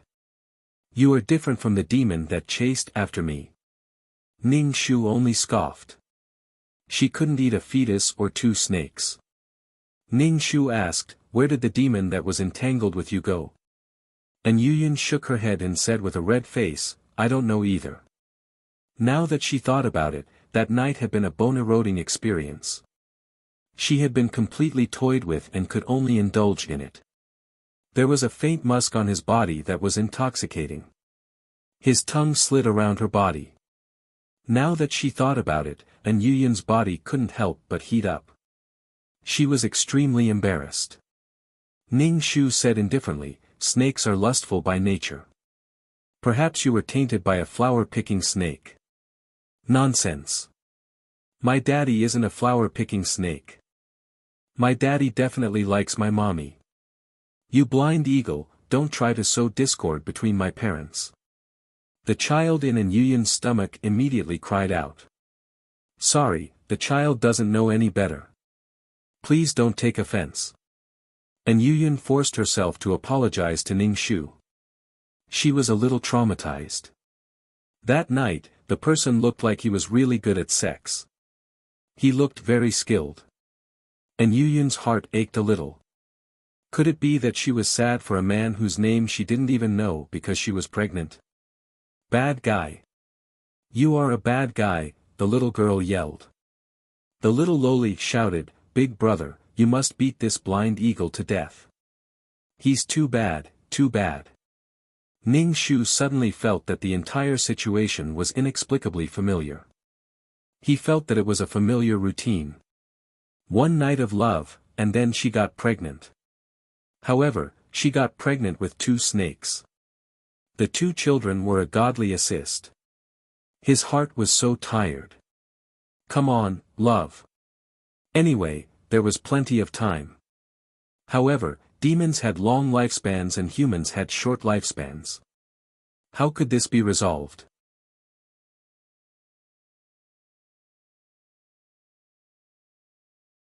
Chapter 1696. Therefore, this time, Yuan Liang was actually a backup male supporting character.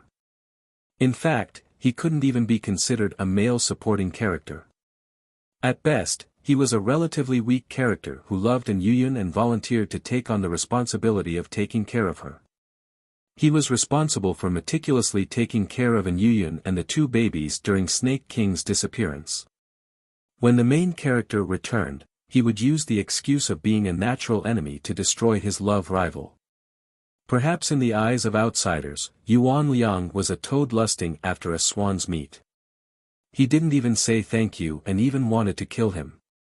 Were all demons like this? No, they would attack without saying a word. When Ning Shu saw that An Yuyun had finished the meat in her bowl, he asked, do you still want to eat? Thank you, but I don't feel like eating anymore, An Yuyun said to Ning Shu. Since she didn't want to eat, the rest was his. Ning Shu didn't force An Yuyun to eat. An Yuyun clearly didn't eat enough. Previously, she heard from Ning Shu that the one who had sex with her that night might have been a flowery snake. And Yuyun's heart felt stifled. She couldn't even eat anymore. Ning Shu didn't feel that his words had caused trouble for her. He gnawed on the bone as he said, "Sleep on the sofa in the living room. It's best if you don't leave here. Once you do, your demonic aura will be exposed. Of course, I won't stop you if you want to leave." And Yuyun nodded. "Thank you. Blind Eagle, are you a gentleman? How can you let my mommy sleep in the living room? You should be the one sleeping in the living room." The loli's voice came from her belly. Ning Shu pushed his glasses up. "This is my room. I paid the rent. What's wrong with me sleeping in the bedroom? Who said I should sleep on the sofa?" Ning Shu licked the oil on his fingers. "Don't make demands of others so naturally." Although the young loli sounded cute when she said such words, she was actually very domineering. It was as if others should do everything for them and do it meticulously. Helping you is a favor. Not helping you is a duty. You're a man. What's wrong with taking care of a woman? Moreover, she's a pregnant woman. You're too ungentlemanly, little loli couldn't help but say. Don't talk about gender. Men and women are all humans. Give me a reason. Should I take care of your mother? Ning Shu asked. Society seemed to be taking care of women, but in fact, it was depriving women of their right to compete fairly. This was the kind of female captivity. It was as if women should be taken care of. Women shouldn't do difficult jobs, shouldn't compete, and shouldn't fight for benefits. Children were really domineering. They knew that their fathers were amazing, but now they were still relying on others to protect them. Didn't they know how to behave? Good, you guys are awesome, you guys are incredible. The little loli was mumbling something in her stomach. Ning Shu didn't know what she was saying, but she couldn't hear it clearly. Ning Shu hated naughty children the most. I'm sorry, I'm just a child.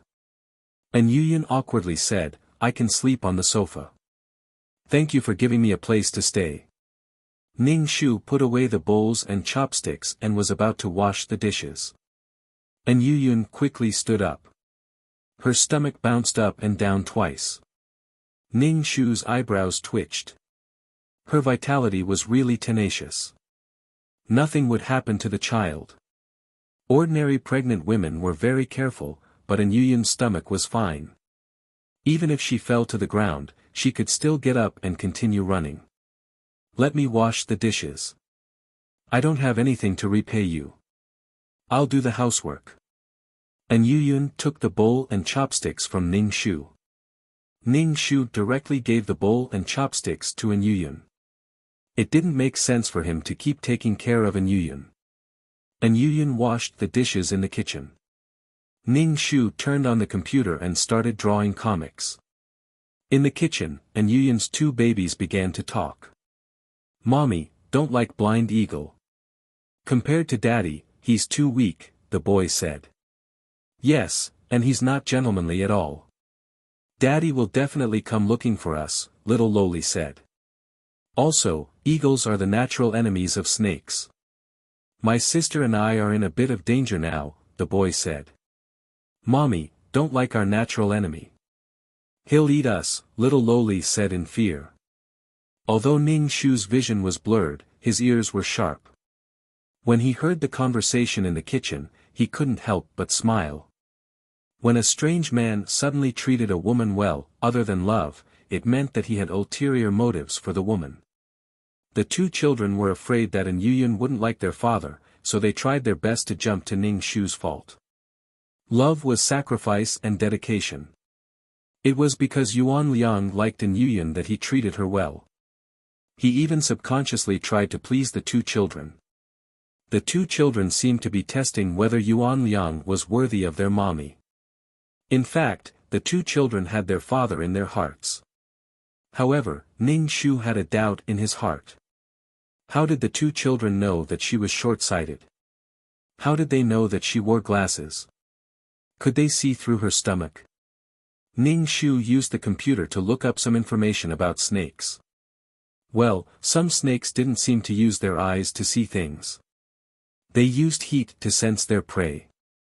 All creatures had temperature. Snakes were very sensitive to temperature. However, as the children of the Snake King, in addition to some snake instincts, they had other powerful abilities. It was a piece of cake to see through someone's stomach. Ning Shu had another idea in his heart. An Yuyan was here, so the Snake King would definitely come over. Then, they could fight. Otherwise, he would have to look for the Snake King everywhere. However, where did the Snake King go? He left his wife and children alone. Ning Shu held a pen for drawing comics in his hand and drew on the screen. An Yuyan cleaned the kitchen, wiped her hands on the apron, took off the apron, and walked over.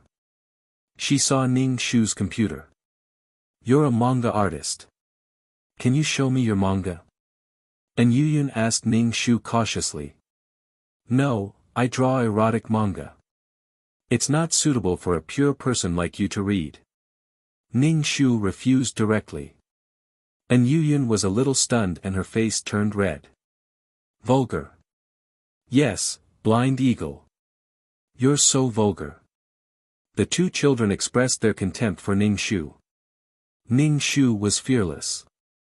He ignored the two children and said to An Yuyan without raising his head, "I'm a poor manga artist. It's a little difficult to feed myself.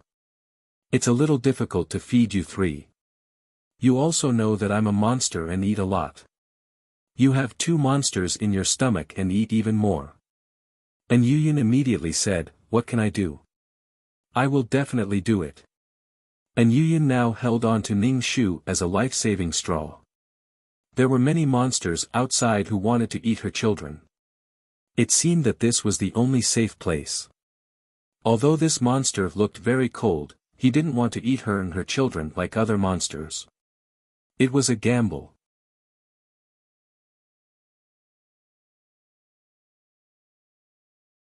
Chapter 1697.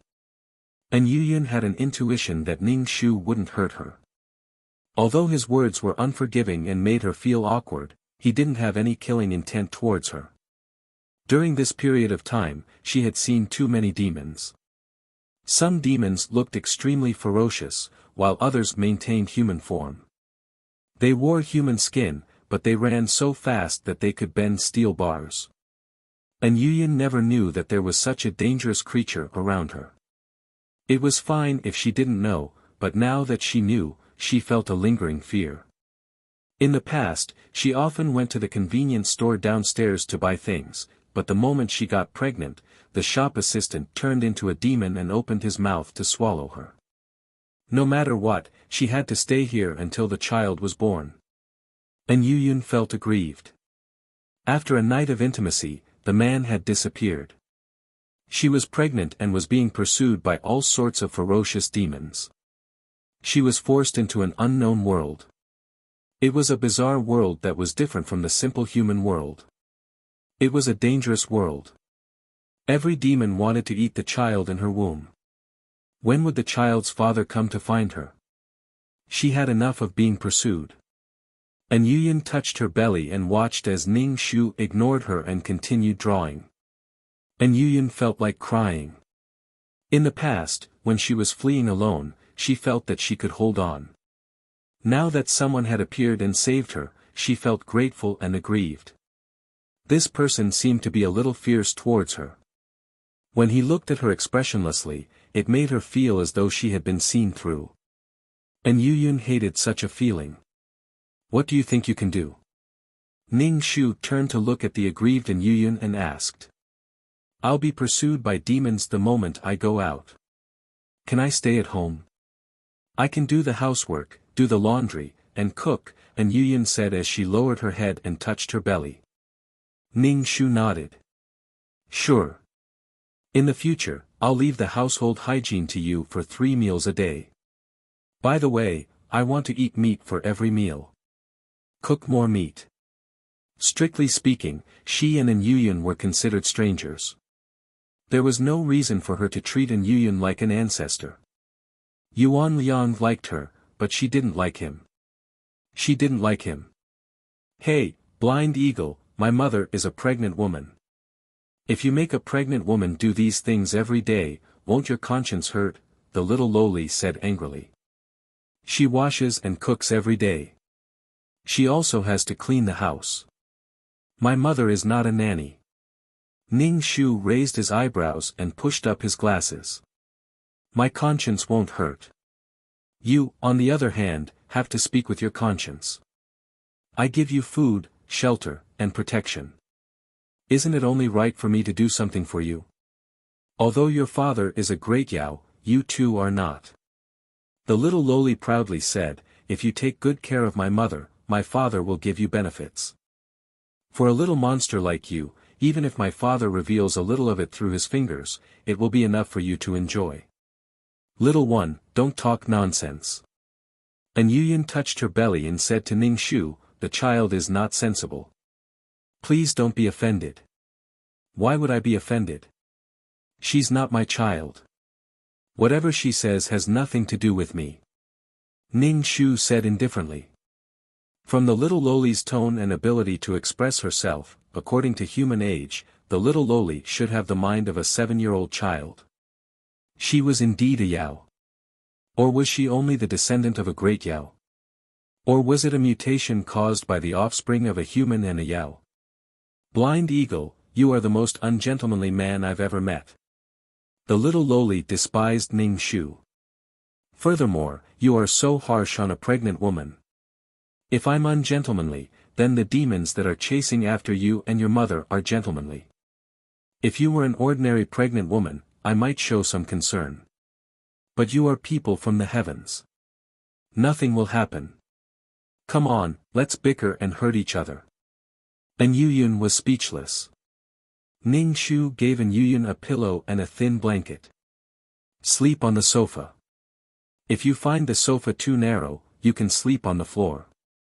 The heartless Ning Shu placed his hands on his hips. Don't even think of sleeping on my bed. Sometimes, if you were too nice to a person, they wouldn't take it seriously. Humans were born despicable by nature. Instead, they ended up having no bottom line. Yuan Liang treated An Yuyun really well. He basically didn't let her do anything. Sometimes, when An Yuyun cooked, Yuan Liang would eat until his eyes brimmed with tears of gratitude. Although love didn't ask for anything in return, it was a little disappointing to see An Yuyun not cry when Yuan Liang died. How can you take it for granted, my dear? An Yuyun took the pillow and thanked him. Ning Shu returned to his room and took out a cinnabar brush from the drawer. He dipped it in red cinnabar and drew a charm on the window. Ning Shu had bought the tools for drawing talismans from a rundown shop. There were many demons in the city, so it gave rise to a new business, exorcism. Some humans were pestered by demons, but were powerless to resist. The exorcism business flourished with each passing day. It was impossible for the Special Events Investigation Bureau to manage everything. At this time, exorcism relied on the strength of the people. As a demon, Ning Shu went to buy the tools for drawing talismans, but the shop didn't sell it to him. At first, the shop owner thought that it was a demon seeking revenge, but in the end, he sold the items to Ning Shu. After Ning Shu finished drawing the charm, astral powers poured down and shone on Ning Shu through the window. Ning Shu hurriedly began cultivating. Otherwise, the charm's powers would be gone as time passed. Without the charm's powers, Ning Shu had to draw it again. After cultivating for an entire night, Ning Shu had to draw it many times. Just as he entered the state, the charm was no longer effective. He had to start drawing it again and cultivate again. It had never been so bitter. In a modern world where spiritual energy was scarce, it wasn't easy to draw a charm successfully. Furthermore, the charm's effects were so short. Ning Shu wanted to smash the brush. What a scam! Cultivating for an entire night wasn't as good as breathing energy for an hour in a world with rich astral powers. If this world was like this, then even the monsters would be doomed. At dawn, Ning Shu stretched and wiped the cinnabar charm on the ground with a handkerchief. When Ning Shu opened the door, An Yuyun had already woken up and was busy in the kitchen. Ning Shu leisurely washed up and lay down on the recliner on the balcony. He closed his eyes and rested. After cultivating for an entire night, his strength didn't increase by much. Instead, he cultivated a little.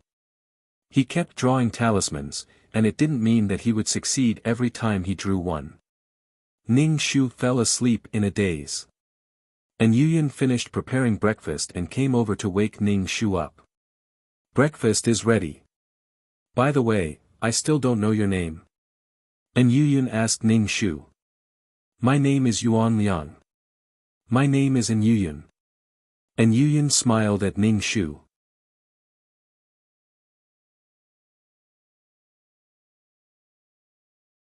Chapter 1698. An Yuyun was the kind of girl who made people feel comfortable with her small stature. Her smile was especially warm, revealing her white teeth. Her eyes were curved, and it was especially heartwarming. It warmed people's hearts just by looking at her. Of course, An Yuyun didn't have the ability to protect herself. "You can't have your cake and eat it too." Ning Shu pulled out a chair and sat down. He looked at the breakfast on the table. There was a pressure cooker of meat and a few light side dishes.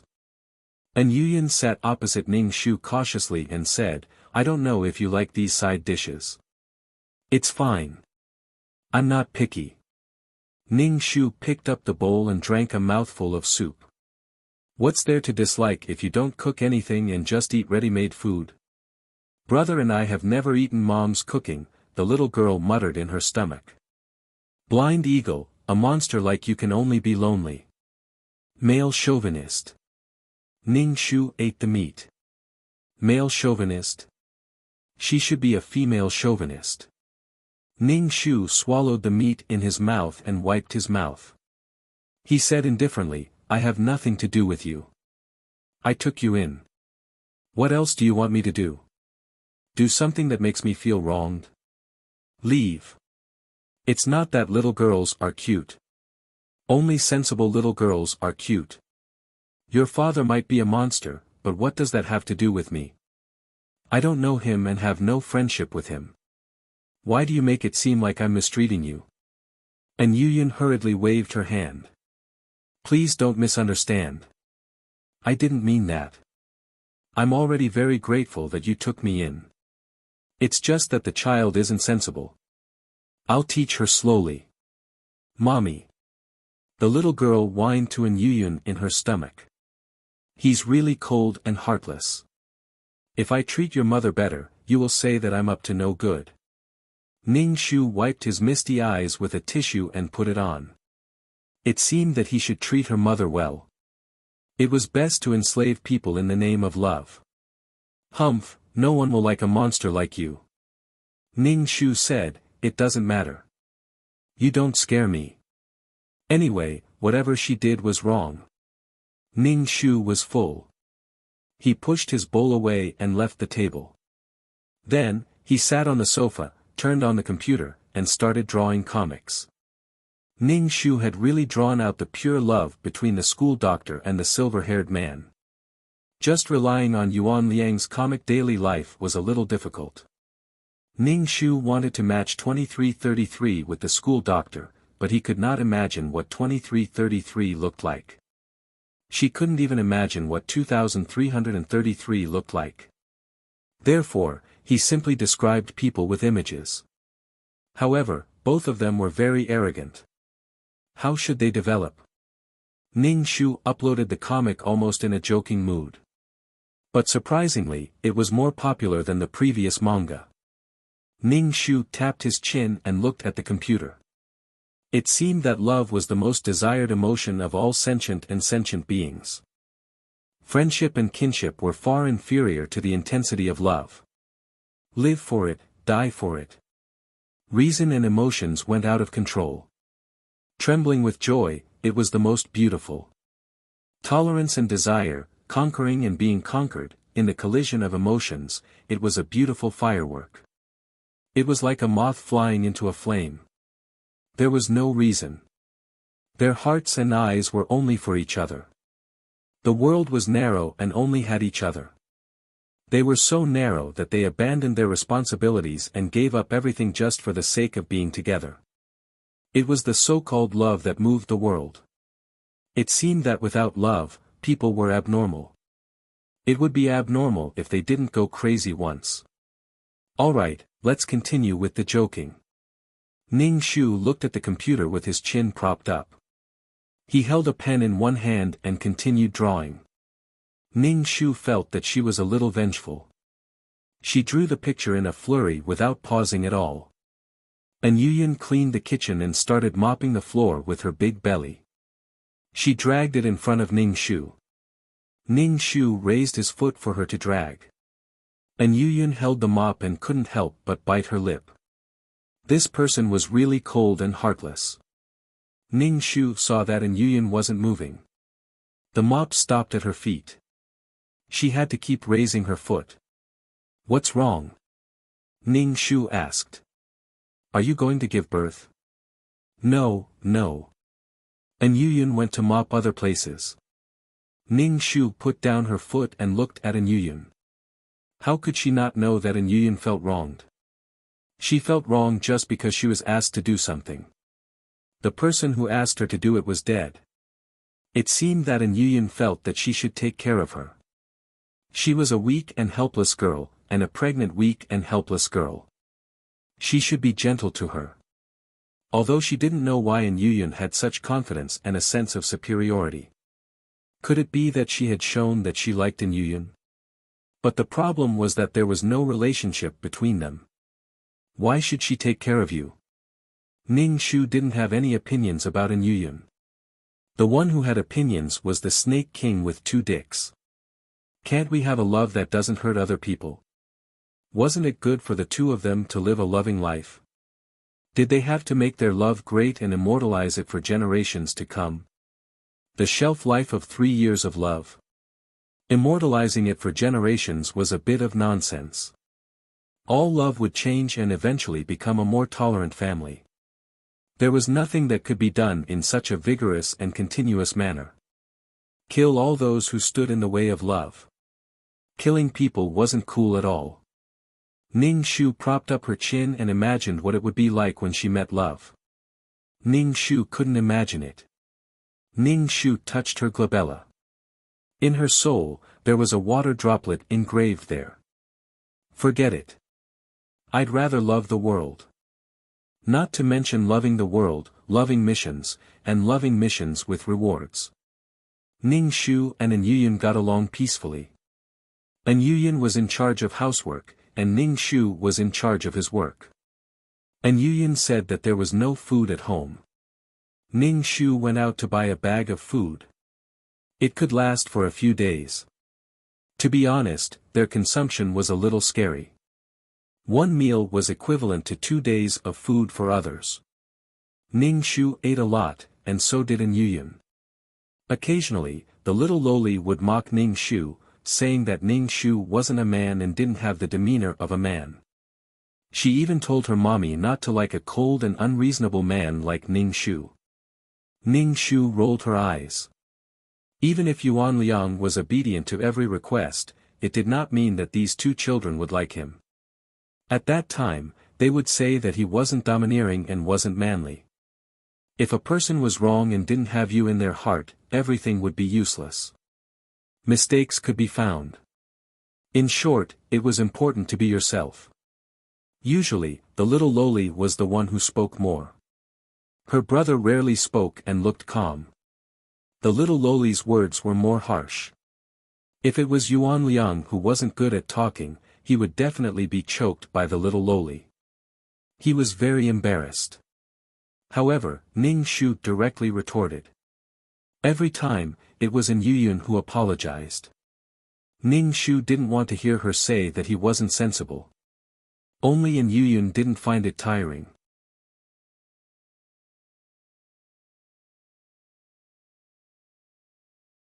Chapter 1699. According to human logic, the little Loli's mind was at least that of a first grader. She just appeared small in his stomach. The little Loli probably knew that her father was awesome, so she always acted like a proud little princess. Your father is awesome, not you. What's there to be smug about? If Ning Shu wanted to kill her now, it would be a matter of minutes. I'm not your father. I won't treat you like a treasure. Everyone in the world is your mother. Everyone should be used to your way of thinking. Some people might be polite to you on account of your father, but it didn't mean that everyone should be the same. Didn't those pursuits teach this arrogant little princess a lesson? Ning Shu touched his face. Did she look like a nice person and look easy to bully? And Yuyun was a sissy. She had no position or reason to ask her to do anything. Every time the little Loli was rendered speechless by Ning Shu, and Yuyun would apologize on behalf of her daughter. Ning Shu didn't care. After all, she wasn't his daughter. He didn't care what the little Loli looked like. And Yuyun either did housework or cooked every day. At night, she would be so tired that she would lie on the sofa and not want to move. The little Loli felt sorry for her mother and said that Ning Shu wasn't gentlemanly. The boy occasionally said, "That eagle is our natural enemy. Don't always bicker with him. Otherwise, mommy and we will be in danger. When daddy comes looking for us, these days of hiding will end." Natural enemy. No wonder I always find him an eyesore. How annoying, the little Loli whispered.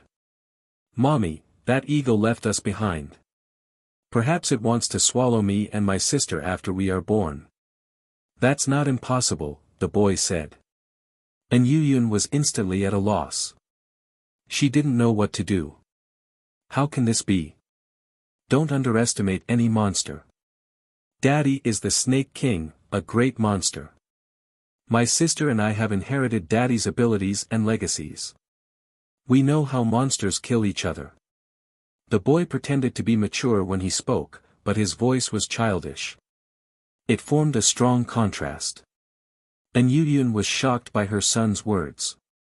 Then should I leave this place? Mommy, but we have to leave. There are so many monsters outside, the little girl said. Stuck between a rock and a hard place, and Yuyun didn't know what to do. How can mommy protect you? Why don't we just stay here? If this blind eagle really is up to something, we'll buy some time. Daddy will find us sooner or later, and then we won't be in any danger, the boy said. And Yuyun's body trembled a little, and she nodded heavily. Okay, I'll listen to you. Mommy will definitely protect you. After that, and Yuyun cleaned, washed, and cooked. She didn't dare to get close to Ning Shu. Ning Shu just raised her eyebrows. And Yuyun was so guarded against her. Even the little Loli, who was usually noisy, was now silent. Ning Shu didn't care. Even if the three of them worked together, they wouldn't be able to defeat her. They were afraid of her, but they didn't dare to leave. If they did, the demons would tear them apart like a swarm of bees. Ning Shu felt bitter for them. This was the bitterness of not having strength. Even if there was a man who hated the heavens and the earth, that man couldn't tie you to his belt and take you everywhere. Even tigers had times when they were napping. If they were careless, damn it, the woman and the child would be in trouble again. They had to put out the fire at any time, just like firefighters. And the stronger they were, the stronger their enemies were. The danger the woman faced was even greater. Therefore, there was no such thing as a free lunch in the world. Ning Shu drank the meat soup and asked in Yuyun, when are you going to give birth? Speaking of which, when should a snake lay eggs? According to the snake's date, or according to the human pregnancy cycle? Ning Shu just asked casually, but in Yuyun's face turned pale. She was very flustered. It's still early. It's still very early, and Yuyun said. Ning Shu didn't care. Just one sentence and she was already so frightened. It seemed like she was really scary. Ning Shu released his psyche and slowly invaded in Yuyun's stomach. She had 2 eggs in her stomach. The eggs weren't as big as an ostrich's eggs. Through the eggshell, he could see light and shadows swimming inside. They should be 2 small snakes. Ning Shu touched the 2 eggs, scaring the small snakes in the eggs. Ning Shu clicked his tongue and retracted his psyche. Little guy, just a few pokes and you're scared. Aren't you usually so arrogant? And Yuyun felt a little uncomfortable in her stomach. She touched her stomach, but the feeling quickly passed. Since you feel that I have ill intentions towards you, you can leave now, Ning Shu said indifferently. I did a good thing, but I was treated as a bad person. You're upset and I'm upset. Don't make trouble for yourselves. If you want to leave, leave. I won't stop you. And Yuyun immediately waved her hand and said anxiously, I never said you were a bad person. And Yuyun lowered her head and ate. She didn't say she wanted to leave. At night, the mother and son trio had a regular meeting. The boy said directly, the blind eagle is retreating in order to advance. He knows we can't get out, so he's using this method. Mommy, brother, and I want to be born later. Although I don't know what the blind eagle is planning, he hasn't done anything yet. He must be waiting for us to be ripe. Mommy, Daddy left his demonic power in you. When we absorb the demonic power, we should be born. At that time, we'll be stronger than now. This way, we can buy time. And Yuyun's heart was in a mess. Her son had his own ideas. Of course, she would listen to him. Okay, then you can be born later. The little girl said, but we'll have to trouble Mommy. It's okay. And Yuyun felt very relaxed. She didn't feel anything when she was pregnant. She wasn't like an ordinary pregnant woman. She was fine no matter what she did. Therefore, Ning Shu saw that Yuyun's stomach was getting bigger and bigger, but there were no signs of labor. A snake's gestation period wasn't long. It seemed that she was going to give birth to a Neza. There was another possibility. The 2 children didn't want to come out. They felt that she was a threat. If they came out, they might be eaten by her. Ning Shu smacked his lips. He didn't know what snake soup tasted like. And Yuyun was carrying the dishes. When she saw Ning Shu staring at her stomach and smacking his lips, she was a little scared. She quickly put down the dishes and ran into the kitchen. As she ran, her stomach bounced up and down. If one didn't pay attention, it would fall down. Ning Shu's heart was also jumping along with her. And Yuyun came out with a plate of vegetables. Ning Shu said, if the egg is too big, it can't be laid. If the little snake breaks out of the shell, the eggshell will stay in your body. This is very dangerous.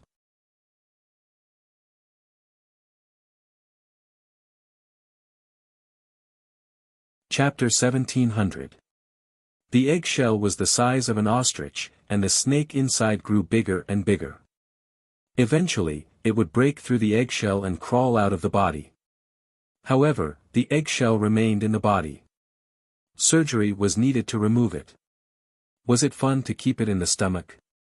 And Yuyun just said, it's okay. The baby has to develop well. It can't be born thin and weak. Ning Shu raised his eyebrows. According to Ning Shu's observation, the child in the egg was already quite big. If it grew any bigger, it would break through the eggshell. It's already the due date. Why didn't you give birth? Ning Shu felt extremely disgusted just thinking about the snake in the body. The long snake crawled out of the body. Therefore, cross-species love was dangerous. Ning Shu felt that snakes were a species that looked more terrifying. They spat out forked tongues and had sharp teeth. Crawling out of the body, Ning Shu didn't know why the Snake King wanted to have sex with a human girl. It was because he felt sorry for Yuyun. So he sneaked into her house and had sex with her. Or he wanted to keep the seed and let the human girl bear his selfish child. Why didn't he look for a demon? There were female snake demons. Why did he look for a human?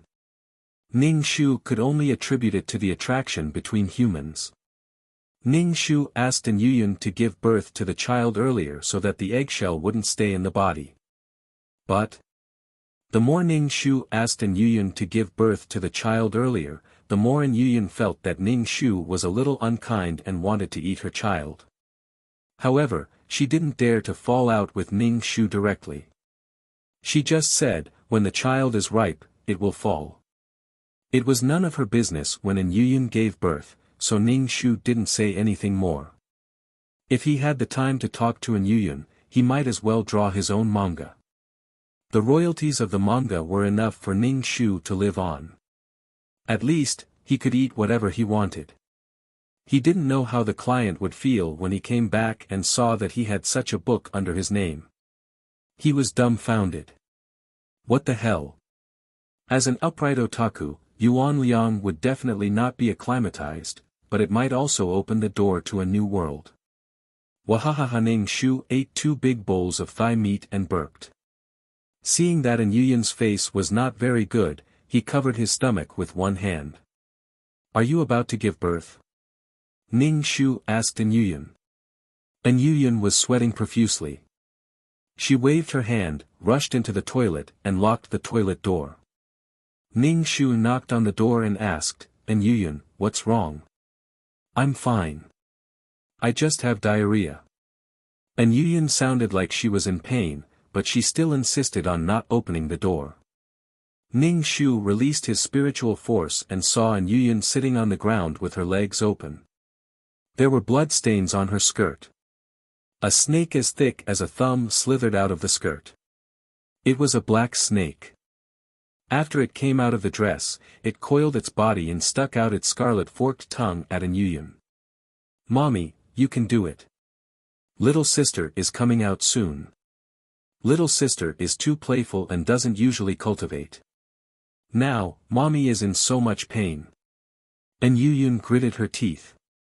Her face was extremely pale, and she covered her stomach in pain. An Yuyun's lower body was bleeding profusely. It flowed towards the bathroom's leak, forming a winding trail of blood. The little black snake was a little anxious. It arched into the skirt, bit the little white snake's head, and dragged her out. An Yuyun's face was a little pale. Mommy! The black and white snakes shouted at An Yuyun. The little black snake injected some demon aura into An Yuyun's body, making her look a little better. I'm sorry, Mommy. We are getting bigger and bigger. We broke the eggshell. We should have come out earlier. The little black snake lowered its head and said. An Yuyun's pale lips smiled. It's okay. Ning Shu stood at the door, not knowing what to say. An Yuyun, are you okay? Ning Shu stood at the door and shouted. You guys hide. An Yuyun stood up with difficulty and let the 2 children hide in the towel. Then she took the shower head and washed the blood on the ground. Yuan Liang, I want to take a shower. Can you get me a new set of clothes? An Yuyun's skirt was covered in blood. Ning Shu took the clothes from the balcony, knocked on the door and said, the clothes are here. An Yuyun opened the door, revealing a gap. She reached out to take the clothes. Ning Shu smelled a strong smell of blood. An Yuyun took the clothes and immediately closed the door. She took a shower after giving birth. She was not worried about catching a cold.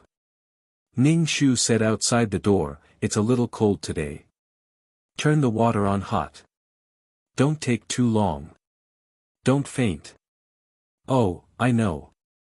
An Yuyun's voice was a little weak. After a while, the sound of running water could be heard. This time, An Yuyun came out quickly. Her face was very pale. Her stomach was a little flat, but it was still bulging. That was because the eggshell was still in her body. An Yuyun saw that Ning Shu was still standing at the door of the bathroom. When she came out, she closed the door and said, thank you for helping me get the clothes. Ning Shu glanced at An Yuyun, turned around, and sat on the sofa in the living room to draw comics. And Yuyan breathed a sigh of relief and went into the kitchen to cook. Ning Shu said lightly, "You don't have to cook. I'll go outside and eat the food you cook every day. It's tasteless." "Oh, okay." And Yuyan felt very uncomfortable. It was best not to cook. And Yuyan gathered the clothes on her body. It was summer, and her body was covered in cold sweat, but she could feel the cold air drilling into her bones. Ning Shu put down the pen. Seeing in Yuyan's weak appearance, he asked, "Are you sick? I seem to be a little uncomfortable." Ning Shu touched his chin. "You can sleep in my room. After all, you are the mother of the Snake King's child." "Thank you." And Yuyan went into the bathroom and secretly took the two little snakes to the room. When Ning Shu ordered takeout in the evening, he ordered chicken soup and some light dishes. Then he brought them into the room. The two little snakes hid under the quilt. Ning Shu put the food on the bedside and said, "Eat something." "Thank you." And Yuyan sat up and leaned against the bed. Ning Shu looked at the pail and Yuyan and asked, "Do you want to go to the hospital?" The eggshell had always been in her body, and it was in the fragile womb. Did she not take her body seriously?